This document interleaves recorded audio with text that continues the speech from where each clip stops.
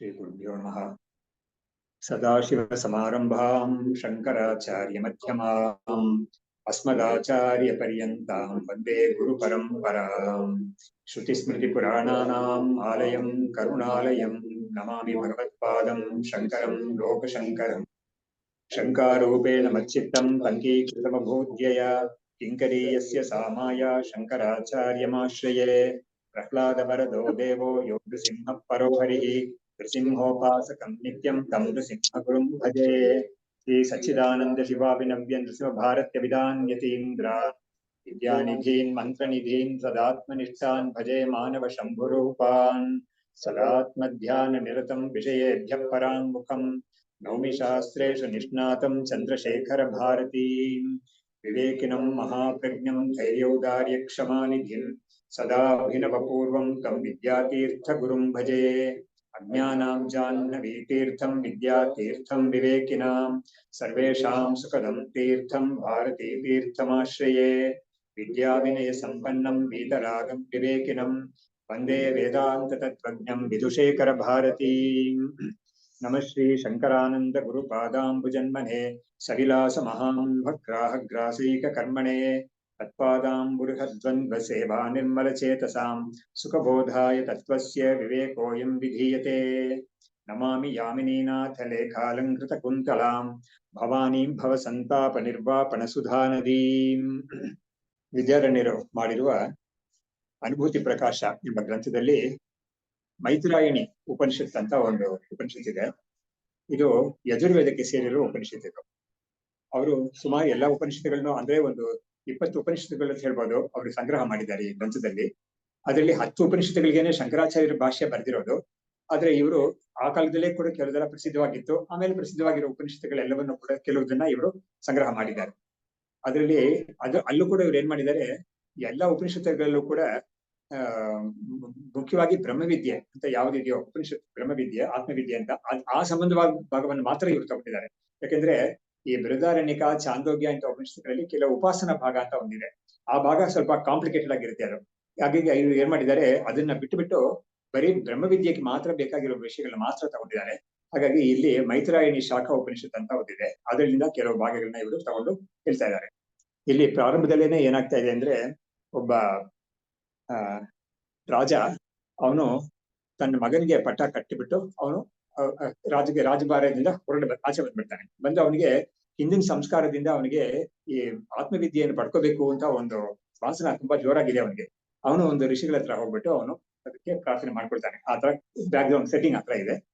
ಹೀಗೆ ಮೈತ್ರಾಯಣೀಯ ನಾಮನಿ ಯಾ ಶಾಖಾ ಸಾ ಯಾಜುಷೀಮತ ತಸ್ಯಾಂ ಶಾಖಾಯನ್ಯ ಮುನಿ ಬೋಧಯಾಮಾಸ ಭೂಪತಿಂ. ಶಾಖಾಯನ್ಯ ಅಂತ ಒಬ್ರು ಮುನಿ, ಅವರು ಒಬ್ಬ ರಾಜನಿಗೆ, ಭೂಪತಿ ಅಂತ ಅವನ ಹೆಸರು ಏನು ಹೇಳಿಲ್ಲ, ಆದ್ರೆ ಒಬ್ಬ ರಾಜನಿಗೆ ಇವರು ಇದನ್ನ ಬೃಹದ್ರಥ ಅಂತ ರಾಜ ಹೆಸರು ಹಾಕಿದ್ದಾರೆ. ಅವನಿಗೆ ಈ ಆತ್ಮವಿದ್ಯೆಯನ್ನು ಉಪದೇಶ ಮಾಡ್ತಾರೆ ಅಂತ ಹೇಳಿದ್ರು. ಮೈತ್ರಾಯಣೀಯ ನಾಮನಿ ಯಾ ಶಾಖಾ ಸಾ ಯಾಜುಷೀಮತ, ಯಜುರ್ವೇದಿಕ್ ಸೇರಿರೋ ಒಂದು ಶಾಖೆ ಇದು. ಅದರಲ್ಲಿರೋ ಉಪನಿಷತ್ ಇದು. ತಸ್ಯಾಂ ಶಾಖಾಯನ್ಯ ಮುನಿ ಬೋಧಯಾಮಾಸೆ ಭೂಪತಿ ಅಂದ್ರೆ ರಾಜ. ಒಬ್ಬ ರಾಜನಿಗೆ ಶಾಖಾಯನ್ಯ ಮುನಿ ಈ ಒಂದು ಆತ್ಮವಿದ್ಯೆಯನ್ನ ಅವರು ಹೇಳ್ತಾರೆ. ಬೃಹದ್ರಥ ಸ್ವಸ್ಯ ರಾಜ್ಯೇ ಪುತ್ರಂ ಸಂಸ್ಥಾಪ್ಯ ನಿರ್ಗತಃ ವನೇ ಮಹತ್ ತಪ್ತ್ವ ವಿದ್ಯಾಯೈ ಮುನಿಂ ಆಯಯೋ. ನೋಡಿ ಅವನ್ ಏನ್ ಮಾಡಿದಾನೆ ಆ ರಾಜ, ಅವನಿಗೆ ಒಂದು ಕಾಲ ಆದ್ಮೇಲೆ ನಾವು ಭಾಗವತದಲ್ಲೂ ನೋಡ್ತೀವಿ, ಸುಮಾರು ರಾಜರು ಎಲ್ಲರೂ ಏನ್ ಮಾಡ್ತಾರೆ, ಅವರೊಂದು ವಯಸ್ಸಾದ್ಮೇಲೆ ಅವರು ರಿಟೈರ್ಮೆಂಟ್ ತಗೊಂಡ್ಬಿಡ್ತಾರೆ ರಾಜಭಾರದಿಂದ. ಅವ್ರಿಗೆ ನೆಕ್ಸ್ಟ್ ಯಾರಿದಾರೋ ಮನೆಯಲ್ಲಿ ಅವನಿಗೆ, ಅಥವಾ ಮಗ ಯಾರು ಇಲ್ದೇವ್ರೆ ಒಬ್ಬನ ದತ್ತು ತಗೊಂಡು ಅವನಿಗೆ ಪಟ್ಟ ಕಟ್ಬಿಟ್ಟು ಇವ್ರು ಆಚೆ ಹೋಗ್ಬಿಡ್ತಾರೆ. ಯಾಕೆಂದ್ರೆ ಆ ರಾಜರಿಗೂ ಕೂಡ ಎಂತ ಒಂದು ಭಾವನೆ ಬುದ್ಧಿ ಇತ್ತು ಅಂತ ಹೇಳಿದ್ರೆ, ನಮ್ದು ಒಂದು ಜನ್ಮ ಅಂತ ಒಂದು ಎತ್ತಿದ ಮೇಲೆ ಅದು ಯಾವಾಗ ಪೂರ್ತಿ ಆಗೋದು ಅಂತ ಹೇಳಿದ್ರೆ ಈ ಆತ್ಮವಿದ್ಯೆಯನ್ನು ಪಡ್ಕೊಂಡ್ರೇನೆ ಪೂರ್ತಿ ಆಗೋದು ಅಂತ ಒಂದು ಬುದ್ಧಿ ಅವ್ರಿಗೂ ಇತ್ತು. ಅದರಿಂದ ಅವ್ರು ಏನ್ ಮಾಡಿದ್ರು, ಅಷ್ಟೇ ಭೋಗದಲ್ಲಿ ಇದ್ರು ಕೂಡ ಇದೆಲ್ಲ ಶಾಶ್ವತ ಇಲ್ಲ ಅಂತ ಒಂದು ತಿಳುವಳಿಕೆಯಿಂದ ಅವ್ರು ಏನ್ ಮಾಡ್ತಾರೆ, ಸರಿ ನಮ್ಮನೇನೋ ಈ ಸಂಸಾರದಲ್ಲಿ ಕಳಿಸಿದ್ದಾನೆ ಭಗವಂತ, ಅದು ಏನೋ ರಾಜರ ಮನೆಯಲ್ಲಿ ಹುಟ್ಟಿದೀವಿ ನಾವು, ಹಂಗಿದ್ದವಾಗ ನಮ್ಗೆ ರಾಜಭಾರ ಮಾಡ್ಬೇಕಾದ್ ನಮ್ ಕರ್ತವ್ಯ, ಕ್ಷತ್ರಿಯ ಕರ್ತವ್ಯ. ಅದು ಮೊದಲು ಭಗವದ್ಗೀತೆಯಲ್ಲಿ ಕೂಡ ಬರ್ತೀವಿ ನೋಡಿ. ಅವನು ಆಚೆ ಹೊಟ್ಟೋಗೋಣ ಅಂತ ಹೇಳಿದಾಗ ಇಲ್ಲ ನೀನ್ ಆಚೆ ಹೋಗಿಲ್ಲ, ನೀನು ಯುದ್ಧ ಮಾಡ್ಲೇಬೇಕು ಅಂತ ಕೃಷ್ಣ ಅವನ್ನ ಹೇಳ್ತಾನೆ ಅರ್ಜುನ್ಗೆ. ಆತರ ಇಲ್ಲಿ ಕೂಡ ಇವನ್ ಏನ್ ಮಾಡ್ತಾನೆ, ಅವನ ಡ್ಯೂಟೀಸ್ ಎಲ್ಲ ಮುಗಿಸ್ಬಿಟ್ಟು ಮಗನಿಗೆ ಪಟ್ಟ ಕಟ್ಟಿ ಅವನು ಆಚೆ ಬರ್ತಾನೆ. ಬಂದು ಇದು ವನದಲ್ಲಿ ಹೋಗಿಬಿಟ್ಟು ಅವನು ತಪಸ್ ಮಾಡ್ತಾನೆ. ಮೊದಲು ಕಠೋರವಾದ ತಪಸ್ ಮಾಡ್ತಾನೆ, ಆಮೇಲೆ ಮುನಿ ಹತ್ರ ಹೋಗ್ತಾನೆ ಆತ್ಮವಿದ್ಯೆಗೆ. ಹಾಗಾದ್ರೆ ಏನಾಯ್ತು, ಆ ತಪಸ್ ಮಾಡೋದು ಯಾತಕ್ಕೆ ಅಂತ ಹೇಳಿದ್ರೆ, ಆ ಮುನಿ ಹತ್ರ ಹೋಗ್ಬಿಟ್ಟು ಇವನು ಈ ಆತ್ಮವಿದ್ಯೆ ಕೇಳಿದಾಗ ಅವ್ರು ಅದನ್ನ ಕೊಟ್ರೆ ಅದನ್ನ ಇವನು ಪಡ್ಕೊಳ್ಳಕ್ಕೆ ಸಿದ್ಧತೆ ಇರ್ಬೇಕು ಇವನಿಗೆ. ಹಾಗಾಗಿ ತಪಸ್ ಅನ್ನೋದು ಆ ಸಿದ್ಧತೆಯನ್ನು ಇವನಿಗೆ ಕೊಡುತ್ತೆ. ಹಾಗಾಗಿ ಇವನು ಈ ತಪಸ್ಸನ್ನ ಮಾಡ್ಬಿಟ್ಟು ವಿದ್ಯಾರ್ಥಂ ಮುನಿಂ ಆಯಯೌ, ಮುನಿ ಹತ್ರ ಬರ್ತಾನೆ. ಹಾಗಾಗಿ ಅಶಾಶ್ವತಂ ಶರೀರಂ ಮೇ ಕದಾ ಯಾಯಾತ್ ತತಃ ಪುರ ಜ್ಞಾಸ್ಯಾಮಿ ಆತ್ಮಾನಂ ಆತ್ಮಜ್ಞ ಮುನಿಹಿ ಮಾಂ ಬೋಧಯಿಷ್ಯತು. ಅವನು ಮುನಿ ಹತ್ರ ಬಂದು ಕೇಳ್ತಾನೆ, ಈ ಶರೀರ ಇದೆಯಲ್ಲ ಅದು ಅಶಾಶ್ವತ, ಯಾವತ್ತು ಹೋಗುತ್ತೋ ಗೊತ್ತಿಲ್ಲ ಅದು. ಅದರಿಂದ ಅದು ಹೋಗಕ್ ಮುಂಚೆ ನಾನು ಈ ಆತ್ಮವಿದ್ಯೆಯನ್ನು ಪಡ್ಕೋಬೇಕು. ನೀವು ಆತ್ಮವಿದ್ಯೆ ತಿಳ್ಕೊಂಡವರಾಗಿದ್ದೀರಾ, ನೀವು ಇದನ್ನ ನನಗೆ ದಯಪಾಲಿಸಿ ಅಂತ ಅವರು ಕೇಳ್ಕೊಳ್ತಾನೆ, ವಿನಯದಿಂದ ಕೇಳ್ಕೊಳ್ತಾನೆ. ಹಾಗಾಗಿ ಇಲ್ಲೂ ಕೂಡ ಏನು ಗೊತ್ತಾಗುತ್ತೆ ಅಂತ ಹೇಳಿದ್ರೆ, ಈ ಆತ್ಮವಿದ್ಯೆ ಅನ್ನೋದು ನಾವು ಕೇಳ್ಬಿಟ್ಟು ಅವ್ರು ಕೊಡ್ಬೇಕು. ಯಾಕಂದ್ರೆ ಕೇಳಿದ್ರೇನೆ ಒಬ್ಬನಿಗೆ ಅದು ಬೇಕು ಅಂತ ಅವನಿಗೆ ಒಂದು ಹವಣಿಸ್ತಾ ಇದ್ದಾನೆ ಅಂತ ಗೊತ್ತಾಗುತ್ತೆ. ಕೇಳಿದವನ್ನ ಕೊಡಬಾರ್ದು ಅಂತಾನು ಉಪನಿಷತ್ತಲ್ಲಿ ಇದೆ. ಅದೇ ಯಾರು ಇದಕ್ಕೆ ಕೇಳ್ತಾ ಇಲ್ವೋ ಅವ್ರಿಗೂ ಬೇಕಿಲ್ಲ. ಅದು ಬೇಕಿದ್ರೆ ಮಾತ್ರ ಅವ್ರು ತಗೊಳ್ತಾರೆ, ಬೇಕಿದ್ರೆ ಅವ್ರು ಕೇಳ್ತಾರೆ. ಹಾಗಾಗಿ ಬೇಡದೇ ಇರೋನಿಗೆ ನೀನು ಕೊಡೋದು ಸರಿ ಇಲ್ಲ ಅಂತಾನು ಹೇಳಿದ್ದಾರೆ. ಯಾಕಂದ್ರೆ ಬೇಡದೇ ಇರೋನಿಗೆ ಕೊಟ್ಟರೆ ಅದು ವ್ಯರ್ಥವೂ ಆಗುತ್ತೆ, ಅದು ಆಮೇಲೆ ಅನರ್ಥವೂ ಆಗುತ್ತೆ ಅದು. ಹಾಗಾಗಿ ಕೇಳಿದವನಿಗೆ ಮಾತ್ರ ಕೊಡ್ಬೇಕು ಅಂತ ಇದೆ ಅದು. ಹಾಗಾಗಿ ಇವನು ಕೇಳ್ತಾನೆ, ಅದು ವಿನಯದಿಂದ ಕೇಳ್ತಾನೆ ನನಗೆ ಕೊಡಿ ಅಂತ. ಅವಾಗ ಇವರು ಇತಿ ಅಭಿಪ್ರೇತ್ಯ ಹೀಗಾಗಿ ಇತಿ ಅಭಿಪ್ರೇತ್ಯ ಸಾಷ್ಟಾಂಗಂ ಪ್ರಣಿಪತ್ಯ ಭುವಿ ಸ್ಥಿತಃ ವೃಣೀಶ್ವರಂ ಇತಿ ಉಕ್ತಃ ವ್ರತವಾನ್ ಆತ್ಮವೇದನಂ. ಹೀಗೆ ಅವನು ಇತಿ ಅಭಿಪ್ರೇತ್ಯ ಸಾಷ್ಟಾಂಗಂ ಪ್ರಣಿಪತ್ಯ ಭುವಿ ಸ್ಥಿತಃ. ಹಾಗಾಗಿ ಅವನು ಏನ್ ಮಾಡ್ತಾನೆ, ನಮಸ್ಕಾರ ಮಾಡಿ ಕೇಳ್ತಾನೆ. ಹಾಗಾಗಿ ಇದು ಕೂಡ ಏನಾಗಿದೆ, ಗೀತೆಯಲ್ಲಿ ಹೇಳಿದಾನಲ್ಲ, ತದ್ವಿಧಿ ಪ್ರಣಿಪಾತೇನ ಪರಿಪ್ರಶ್ನೇನ ಸೇವೆಯ ಉಪದೇಕ್ಷಂತಿ ತೇ ಜ್ಞಾನಂ ಜ್ಞಾನಿನಃ ತತ್ವದರ್ಶಿನಃ ಅಂತ ಅರ್ಜುನನಿಗೆ ಕೃಷ್ಣ ಹೇಳ್ತಾನೆ. ನೀನು ಈ ಆತ್ಮವಿದ್ಯೆಯನ್ನ ಆ ವಿದ್ಯೆ ತಿಳಿದವ್ರ ಹತ್ರ ಹೋಗಿ ನೀನು ನಮಸ್ಕಾರ ಮಾಡಿ ಅವರಿಗೆ ಸೇವೆ ಮಾಡಿ ಅವ್ರ ಹತ್ರ ಪ್ರಶ್ನೆಯನ್ನು ಮಾಡ್ಬೇಕು. ನೋಡಿ, 3 ವಿಷಯಗಳಿದೆ ಅಲ್ಲಿ. ನಮಸ್ಕಾರ ಮಾಡೋದು ಅಂತ ಒಂದಿದೆ, ವಿನಯವನ್ನು ತೋರ್ಸಕ್ಕೆ. ಸೇವೆ ಮಾಡ್ಬೇಕು ಅಂತ ಇದೆ. ಸೇವೆ ಮಾಡೋದ್ರಿಂದ ಏನಾಗುತ್ತೆ ಅಂದ್ರೆ 2 ಪ್ರಯೋಜನ ಆಗುತ್ತೆ. ಇವನಿಗೆ ಏನಾದ್ರೂ ಅಹಂಕಾರ ಅದೆಲ್ಲ ಇದ್ರೆ ಅದೆಲ್ಲ ಸೇವೆ ಮಾಡುವಾಗ ತುಂಬಾ ಎಲ್ಲ ಕ್ಷೀಣವಾಗಿ ಹೋಗುತ್ತೆ. ಇನ್ನೊಂದು, ಸೇವೆ ಮಾಡ್ತಾ ಮಾಡ್ತಾ ಗುರುಗಳ ಒಂದು ಕೃಪೆ ಇವನಿಗೆ ಬರುತ್ತೆ ಅದು. ಯಾಕಂದ್ರೆ ಯಾವಾಗ್ಲೂ ಕೂಡ ಒಂದು ಮಾತು ಈ ವೇದಾಂತದಲ್ಲಿದೆ, ಒಬ್ಬ ಆತ್ಮವಿದ್ಯೆ ಅಥವಾ ಯಾವುದೇ ವಿದ್ಯೆ ತಿಳಿದವನು ಕೂಡ ಅವನು ತನ್ನ ಮಗನಿಗೆ ಹೇಳ್ಬೇಕು ಅಂತ ಒಂದಿದೆ, ಇನ್ನೊಂದು ಶಿಷ್ಯನಿಗೆ ಹೇಳ್ಬೇಕು ಅಂತ ಇದೆ. ನೋಡಿ, ಮಗ ಶಿಷ್ಯನಾಗಿ ಇರ್ಬೇಕು ಅಂತಿಲ್ಲ, ಶಿಷ್ಯನು ಮಗನಾಗಿ ಇರ್ಬೇಕು ಅಂತಿಲ್ಲ. ಆವಾಗ್ಲೂ ಕೂಡ ಏನ್ ನಿಯಮ ಮಾಡಿದ್ದಾರೆ ಅಂದ್ರೆ, ಶಿಷ್ಯಾಯ ಪುತ್ರಾಯ ದದ್ಯಾತ್ ಅಂತ ಇದೆ. ಅಂದ್ರೆ ಶಿಷ್ಯನೇ ಆಗಿದ್ರು ಕೂಡ ಅವನು ಆ ಗುರು ಹತ್ರ ಅವನ ಮಗನ ತರ ಇವನು ಬಿಹೇವಿಯರ್ ಇರ್ಬೇಕು, ಇವನಿಗೆ ಭಾವನೆನೂ ಹತ್ರ ಇರ್ಬೇಕು. ಹಾಗಾಗಿ ಅವಾಗ ಏನಾಗುತ್ತೆ, ಈ ಒಂದು ಸಂಬಂಧ ತುಂಬಾ ನಿಕಟ ಸಂಬಂಧ ಬರುತ್ತೆ ಅದು. ಅದೇ ಸಮಯದಲ್ಲಿ ಅವನು ಪುತ್ರನೇ ಆಗಿದ್ರು ಕೂಡ ಅವನು ಶಿಷ್ಯನಾಗಿ ಇರ್ಬೇಕು ಅಂತಿದೆ. ಹಾಗಾಗಿ ಪುತ್ರನಾಗಿದ್ರೆ ಏನಾಗುತ್ತೆ, ಸಲಿಗೆ ತಗೊಂಡ್ಬಿಡ್ತಾನೆ ತುಂಬಾ. ಶಿಷ್ಯನಾಗಿದ್ರೆ ಒಂದು ಭಯಭಕ್ತಿ ಇರುತ್ತೆ ಅದು. ಹಾಗಾಗಿ ಪುತ್ರನೇ ಆಗಿದ್ರು ಕೂಡ ಅವನು ಶಿಷ್ಯನಾಗಿರ್ಬೇಕು, ಶಿಷ್ಯನಾಗಿ ಬಂದ್ರು ಕೂಡ ಅವನು ಪುತ್ರನ ರೀತಿಯಲ್ಲಿ ಒಂದು ಪ್ರೇಮ ಇರ್ಬೇಕು ತಂದೆ ಹತ್ರ ಅಂತ ಹೇಳ್ಬಿಟ್ಟು, ಗುರು ಹತ್ರ ಅಂತ ಹೇಳ್ಬಿಟ್ಟು, ಇದೆರಡೂ ಇರ್ಬೇಕು ಒಬ್ಬನಿಗೆ ಅಂತ ಹೇಳ್ತಾರೆ. ಹೀಗಾಗಿ ಇವನು ಕೂಡ ಏನ್ ಮಾಡ್ತಾನೆ, ಪ್ರಣಿಪತ್ಯ. ಹಾಗಾಗಿ ನಮಸ್ಕಾರ ಮಾಡಿ ಅವನು ನಿಂತು ಕೇಳ್ತಾನೆ. ಈ ತರ ಪ್ರಾರ್ಥನೆ ಮಾಡ್ಕೊಂಡಾಗ ಗುರು ಏನ್ ಹೇಳ್ತಾರೆ, ಶಾಕಾಯನ್ಯ ಅಂತ ಮುನಿ, ನೀನು ಒಂದು ವರ ಕೇಳು, ನಾನು ಕೊಡ್ತೀನಿ ನಿನಗೆ ಅಂತ ಕೇಳ್ತಾರೆ. ಆವಾಗ ಅವನು ನೋಡಿ, ಅವ್ನು ಕೇಳ್ದ, ನನಗೆ ಆತ್ಮವಿದ್ಯೆ ಕೊಡಿ ಅಂತ ಕೇಳಿಬಿಡ್ತಾನೆ ಇವನು. ಆದ್ರೂ ಕೂಡ ಇವ್ರು ಏನ್ ಮಾಡ್ತಾರೆ, ವರ ಕೊಡ್ತೀನಿ ಕೇಳು ಅಂತ ಕೇಳ್ತಾರೆ. ಆದ್ರೆ ಇವ್ರ ಉದ್ದೇಶ ಏನು ಅಂತ ಹೇಳಿದ್ರೆ, ಅದು ಕೂಡ ಎಲ್ಲ ಪಾಠವೇ ಬರುತ್ತೆ ಇದರಲ್ಲಿ. ಅವನು ರಾಜನಾಗಿ ಬಂದಿದ್ದಾನೆ, ರಾಜನಾಗಿ ಇದ್ದಿದ್ದಾನೆ ಮುಂಚೆ. ಹಾಗಾಗಿ ಅವ್ನಿಗೆ ಏನಾಗುತ್ತೆ, ಅವನು ಭೋಗದಲ್ಲಿ ಇದ್ದಿದ್ದಾನೆ ತುಂಬಾ. ಅವನಿಗೆ ನಿಜವಾಗ್ಲೂ ಈ ಒಂದು ಆತ್ಮವಿದ್ಯೆಯಲ್ಲಿ ಅವನಿಗೆ ಒಂದು ಇಚ್ಛೆ ಇದೆಯಾ ಇಲ್ವಾ ತಿಳ್ಕೋಬೇಕು, ಒಲವು ಇದೆಯಾ ಇಲ್ವಾ ತಿಳ್ಕೋಬೇಕು ಅಂತ ಕಾರಣಕ್ಕಾಗಿ ಏನೋ ಒಂದು ವರ ಕೇಳು, ನಾನು ಕೊಡ್ತೀನಿ ಅಂತ ಕೇಳ್ತಾರೆ. ಅವಾಗ ಅವನು ಹೇಳ್ತಾ ಇದ್ದಾನೆ, ರಾಜ್ಞಾಂ ಭೋಗ ಪ್ರಧಾನಾನಾಂ ಆತ್ಮಜ್ಞಾನಂ ಸುದುಷ್ಟಕಂ ವೃಣೀಶ್ವ ಕಾಮಾನ್ ಇತಿ ಉಕ್ತಃ ಸ ಮುನೇಹೆ ಪಾದಂ ಅಗ್ರಹೀತೆ. ಅವಾಗ ಮುನಿ ಹೇಳ್ತಾರೆ, ನೋಡು, ರಾಜರಿಗೆ ಅವರು ಭೋಗ ಪ್ರಧಾನವಾದ ಜೀವನ ನಡೆಸಿರ್ತಾರೆ. ಅವ್ರಿಗೆ ಈ ಆತ್ಮಜ್ಞಾನ ಅನ್ನೋದು ತುಂಬಾ ದೂರ ಅವರಿಗೆ. ಹಾಗಾಗಿ ನೀನು ಯಾವ್ದಾದ್ರು ಕಾಮ ವಿಷಯಗಳಿಗೆ, ಕಾಮ ಅಂದ್ರೆ ಯಾವ್ದಾದ್ರು ಕಾಮನೆಗಳು, ಬಯಕೆಗಳು ಏನಾದ್ರು ಇದ್ರೆ ಕೇಳು, ನಾನು ಕೊಡ್ತೀನಿ, ನಾನು ಅದಕ್ಕೆ ವಾರ ಕೊಡ್ತೀನಿ ನಿನ್ಗೆ ಅಂತ ಕೇಳ್ತಾರೆ. ಅವಾಗ ಅವ್ನು ಏನ್ ಮಾಡ್ತಾನೆ, ನೋಡಿ, ಮೊದಲು ನಮಸ್ಕಾರ ಮಾಡಿ ಕೇಳ್ತಾ ಇದ್ದಾನೆ, ಅದು ವಿದ್ಯೆ ಅಂತ ಕೇಳ್ತಾನೆ. ಇವ್ರು ಈ ಮಾತು ಹೇಳಿದ ತಕ್ಷಣ ಅವ್ರು ಏನ್ ಮಾಡ್ತಾನೆ, ಅವ್ರ ಕಾಲು ಹಿಡ್ಕೊಂಡ್ಬಿಡ್ತಾನೆ ಗಟ್ಟಿಯಾಗಿ. ಸಹ ಮುನೇ ಪಾದಂ ಅಗ್ರಹೀತೆ, ಅವ್ರ ಪಾದ ಹಿಡ್ಕೊಂಡ್ಬಿಡ್ತಾನೆ. ಹೇಗಾದ್ರೂ ನೀವು ನನಗೆ ನಾನು ಕೇಳಿದ್ ಕೊಡದೇವರೆಗೂ ನಿಮ್ ಪಾದ ನಾನು ಬಿಡಲ್ಲ ಅಂತ ಅವನು ಹಠ ಹಿಡಿತಾನೆ. ಪಾದಂ ಸ್ವಭೂಮ್ನಿ ಅವಸ್ಥಾಪ್ಯ ಸ್ವವೈರಾಗ್ಯಂ ಪಾದಂ ಸ್ವಮೂರ್ಧ್ನಿ ಅವಸ್ಥಾಪ್ಯ ಸ್ವವೈರಾಗ್ಯಂ ಪ್ರಕಾಶಯನ್ನೇ ಆಧಾರೇ ಕರಣೆ ದೋಷಾನ್ ಅವೋಚತೆ ಭೋಕ್ತೃಭೋಗ್ಯ ಯೋಗೋ. ನೋಡಿ, ಎಂತ ಒಂದು ಅಧಿಕಾರಿ ಅಂದ್ರೆ ಇದಕ್ಕೆ ಒಂದು ಫಿಟ್ ಪರ್ಸನ್ ಅಂತ ಹೇಳ್ತಾರೆ, ಫಿಟ್ ಕ್ಯಾಂಡಿಡೇಟ್ ಅಂತ ಹೇಳ್ತೀವಲ್ಲ, ಅಂತ ಕ್ಯಾಂಡಿಡೇಟ್ ಆಗಿ ಬಂದಿದ್ದಾನೆ ಇವನು. ಹಾಗಾಗಿ ಇವನು ತನ್ನ ಒಂದು ಸ್ಥಿತಿ ಎಂತದಂತ ಅನ್ನೋದನ್ನ ಅವನು ವ್ಯಕ್ತಪಡಿಸ್ತಾನೆ. ಹೇಗೆ ಯಾವಾಗ ಈ ಗುರುಗಳು ನೀನು ಭೋಗದಿಂದ ಭೋಗ ಹಿಂದೆ ನೀನು ಅನುಭವಿಸಿ ಅದು ತುಂಬಾ ನಿನಗೆ ಆತ್ಮವಿದ್ಯೆಯನ್ನು ತುಂಬಾ ದೂರ ಅಂತ ಹೇಳ್ಬಿಟ್ರು, ಅವಾಗ ಇವನ್ ಏನ್ ಮಾಡ್ತಾನೆ, ತನಗೆ ಈ ವಿಷಯದಲ್ಲಿ ಒಲವಿದೆ ಅನ್ನೋದನ್ನ ಅವ್ರಿಗೆ ವ್ಯಕ್ತಪಡಿಸ್ಬೇಕು. ಹಾಗಾಗಿ ಇವನ್ ಏನ್ ಮಾಡ್ತಾನೆ, ಆ ವಿಷಯವಾಗಿ ಸ್ವಲ್ಪ ಹೇಳ್ತಾನೆ. ಅವಾಗ ಇವನ್ ಏನ್ ಮಾಡ್ತಾನೆ, ಆ ಗುರುಗಳ ಪಾದ ಹಿಡ್ಕೊಂಡು ಆ ಪಾದಗಳನ್ನ ತನ್ನ ತಲೆ ಮೇಲೆ ಇಟ್ಕೊಂಡು ಏನ್ ಕೇಳ್ತಾನೆ, ತನ್ನ ವೈರಾಗ್ಯ ಎಂತದ್ದು ಅನ್ನೋದನ್ನ ಪ್ರಕಟಣೆ ಮಾಡ್ತಾನೆ. ಅವಾಗ ಏನ್ ಮಾಡ್ತಾನೆ, ವೈರಾಗ್ಯ ಎಂತ ತೋರ್ಸಕ್ಕೆ ಅವ್ನು ಏನ್ ಮಾಡ್ತಾನೆ, ಮೊದಲು ಹೇಳೋದು ನಮ್ಗೆ ಈ ಎಲ್ಲರೂ ಕೂಡ ಭೋಗ ಇದೆ. ಹಾಗಾಗಿ ಈ ಭೋಗದಲ್ಲಿ ಏನೇನಿದೆ ಅಂತ ವಿಷಯಗಳನ್ನ ಹೇಳಿ ಅದ್ರಲ್ಲಿ ಏನ್ ದೋಷ ಇದೆ ಅನ್ನೋದನ್ನ ಅವನೇ ಕಣ್ಬಾಯಿಂದಾನೆ ಹೇಳ್ತಾನೆ. ಇವಾಗ ಉಪನಿಷತ್ ಅನ್ನೋದು ಏನ್ ಮಾಡ್ಬೇಕು, ನಮ್ಗೆ ಈ ಬ್ರಹ್ಮವಿದ್ಯೆ ಅಂತ ಒಂದಿದೆಯಲ್ಲ, ಅದನ್ನ ಕೊಡಕ್ಕೆ ಮುಂಚೆ ನಮಗೆ ವಿವೇಕ, ವೈರಾಗ್ಯ, ಕ್ಷಮಾದೃಷ್ಟಿಕ ಸಂಪತ್ತಿ, ಕ್ಷಮಾದಮ, ಉಪರತಿ ಅದೆಲ್ಲ ಇರ್ಬೇಕು ಅಂತ ಹೇಳ್ತಿ. ಅದನ್ನೆಲ್ಲ ಏನ್ ಮಾಡ್ತಾರೆ, ಈ ಕಥೆ ರೂಪದಲ್ಲೇ ತಂದ್ಬಿಡ್ತಾರೆ ಅದನ್ನ. ಹಾಗಾಗಿ ಇವನ್ ಏನ್ ಮಾಡ್ತಾನೆ, ಆ ವೈರಾಗ್ಯ ಅವನಿಗೆ ಇದೆ ಅನ್ನೋದನ್ನ ಇವನು ತೋರಿಸ್ತಾನೆ. ಖಂಡಿತ ವೈರಾಗ್ಯ ಇದೆ ಅಂತ ಗೊತ್ತಾದ್ರೆ ಖಂಡಿತ ವಿವೇಕ ಇದೆ ಅಂತ ಗೊತ್ತಾಗ್ಬಿಡುತ್ತೆ. ವಿವೇಕದಿಂದಲೇ ವೈರಾಗ್ಯ ಬರ್ಬೇಕು ಅನ್ನೋದ್ರಿಂದ, ವಿವೇಕ ಎಂತದ್ದು, ಇದು ನಿತ್ಯ ಅನಿತ್ಯ ವಿವೇಕ. ನಮ್ಗೆ ಏನೇನು ಇವಾಗ ಭೋಗ ಮಾಡ್ತಾ ಇದೀವೋ ಅದೆಲ್ಲ ಅನಿತ್ಯ, ಅದು ಶಾಶ್ವತವಾಗಿ ಇರೋದಿಲ್ಲ ಅದು ಅಂತ ತಿಳ್ಕೊಂಡಾಗ ಅವನಿಗೆ ವೈರಾಗ್ಯ ಬರುತ್ತೆ ಅದ್ರ ವಿಷಯದಲ್ಲಿ ಅಂತ. ಹಾಗಾಗಿ ನಿಮ್ಗೆ ವಿವೇಕ ಇದೆ ಅಂತ ಗೊತ್ತಾಯ್ತು. ಇವಾಗ ವೈರಾಗ್ಯ ಇದೆ ಅನ್ನೋದನ್ನ ಇವನು ತೋರಿಸ್ತಾ ಇದ್ದಾನೆ. ಇವಾಗ ಆಧಾರೆ ಕರಣೆ ದೋಷಾನ್ ಅವೋಚತೆ ಭೋಕ್ತೃಭೋಗ್ಯಯೋಹೋ. ಇವಾಗ ಭೋಕ್ತ ಮತ್ತು ಭೋಗ್ಯ, ಯಾವುದೇ ಒಂದು ಭೋಗದಲ್ಲಿ ಬಂದ್ಬಿಟ್ಟು ಮಿನಿಮಮ್ ಇಬ್ರು ಇರ್ತಾರೆ. ಇಬ್ರು ಎರಡು ವಸ್ತುಗಳಿರುತ್ತೆ. ಏನು, ಭೋಗ ಮಾಡುವನೊಬ್ಬ ಇರ್ತಾನೆ, ಆಮೇಲೆ ಯಾವುದೋ ಒಂದನ್ನ ಭೋಗ ಮಾಡ್ತಾನೆ ಅವನು. ಇವಾಗ ಒಂದು ಊಟ ಮಾಡ್ತೀವಿ ಅಂತ ಹೇಳಿದ್ರೆ ಊಟ ಮಾಡೋನೊಬ್ಬ ಇರ್ತಾನೆ, ಆಮೇಲೆ ಏನೋ ಒಂದು ಊಟ ಬಡಿಸಿರ್ತಾರಲ್ಲ ಅದು ಇವನಿಗೆ ಭೋಗ್ಯ ವಸ್ತುವಾಗಿರುತ್ತೆ.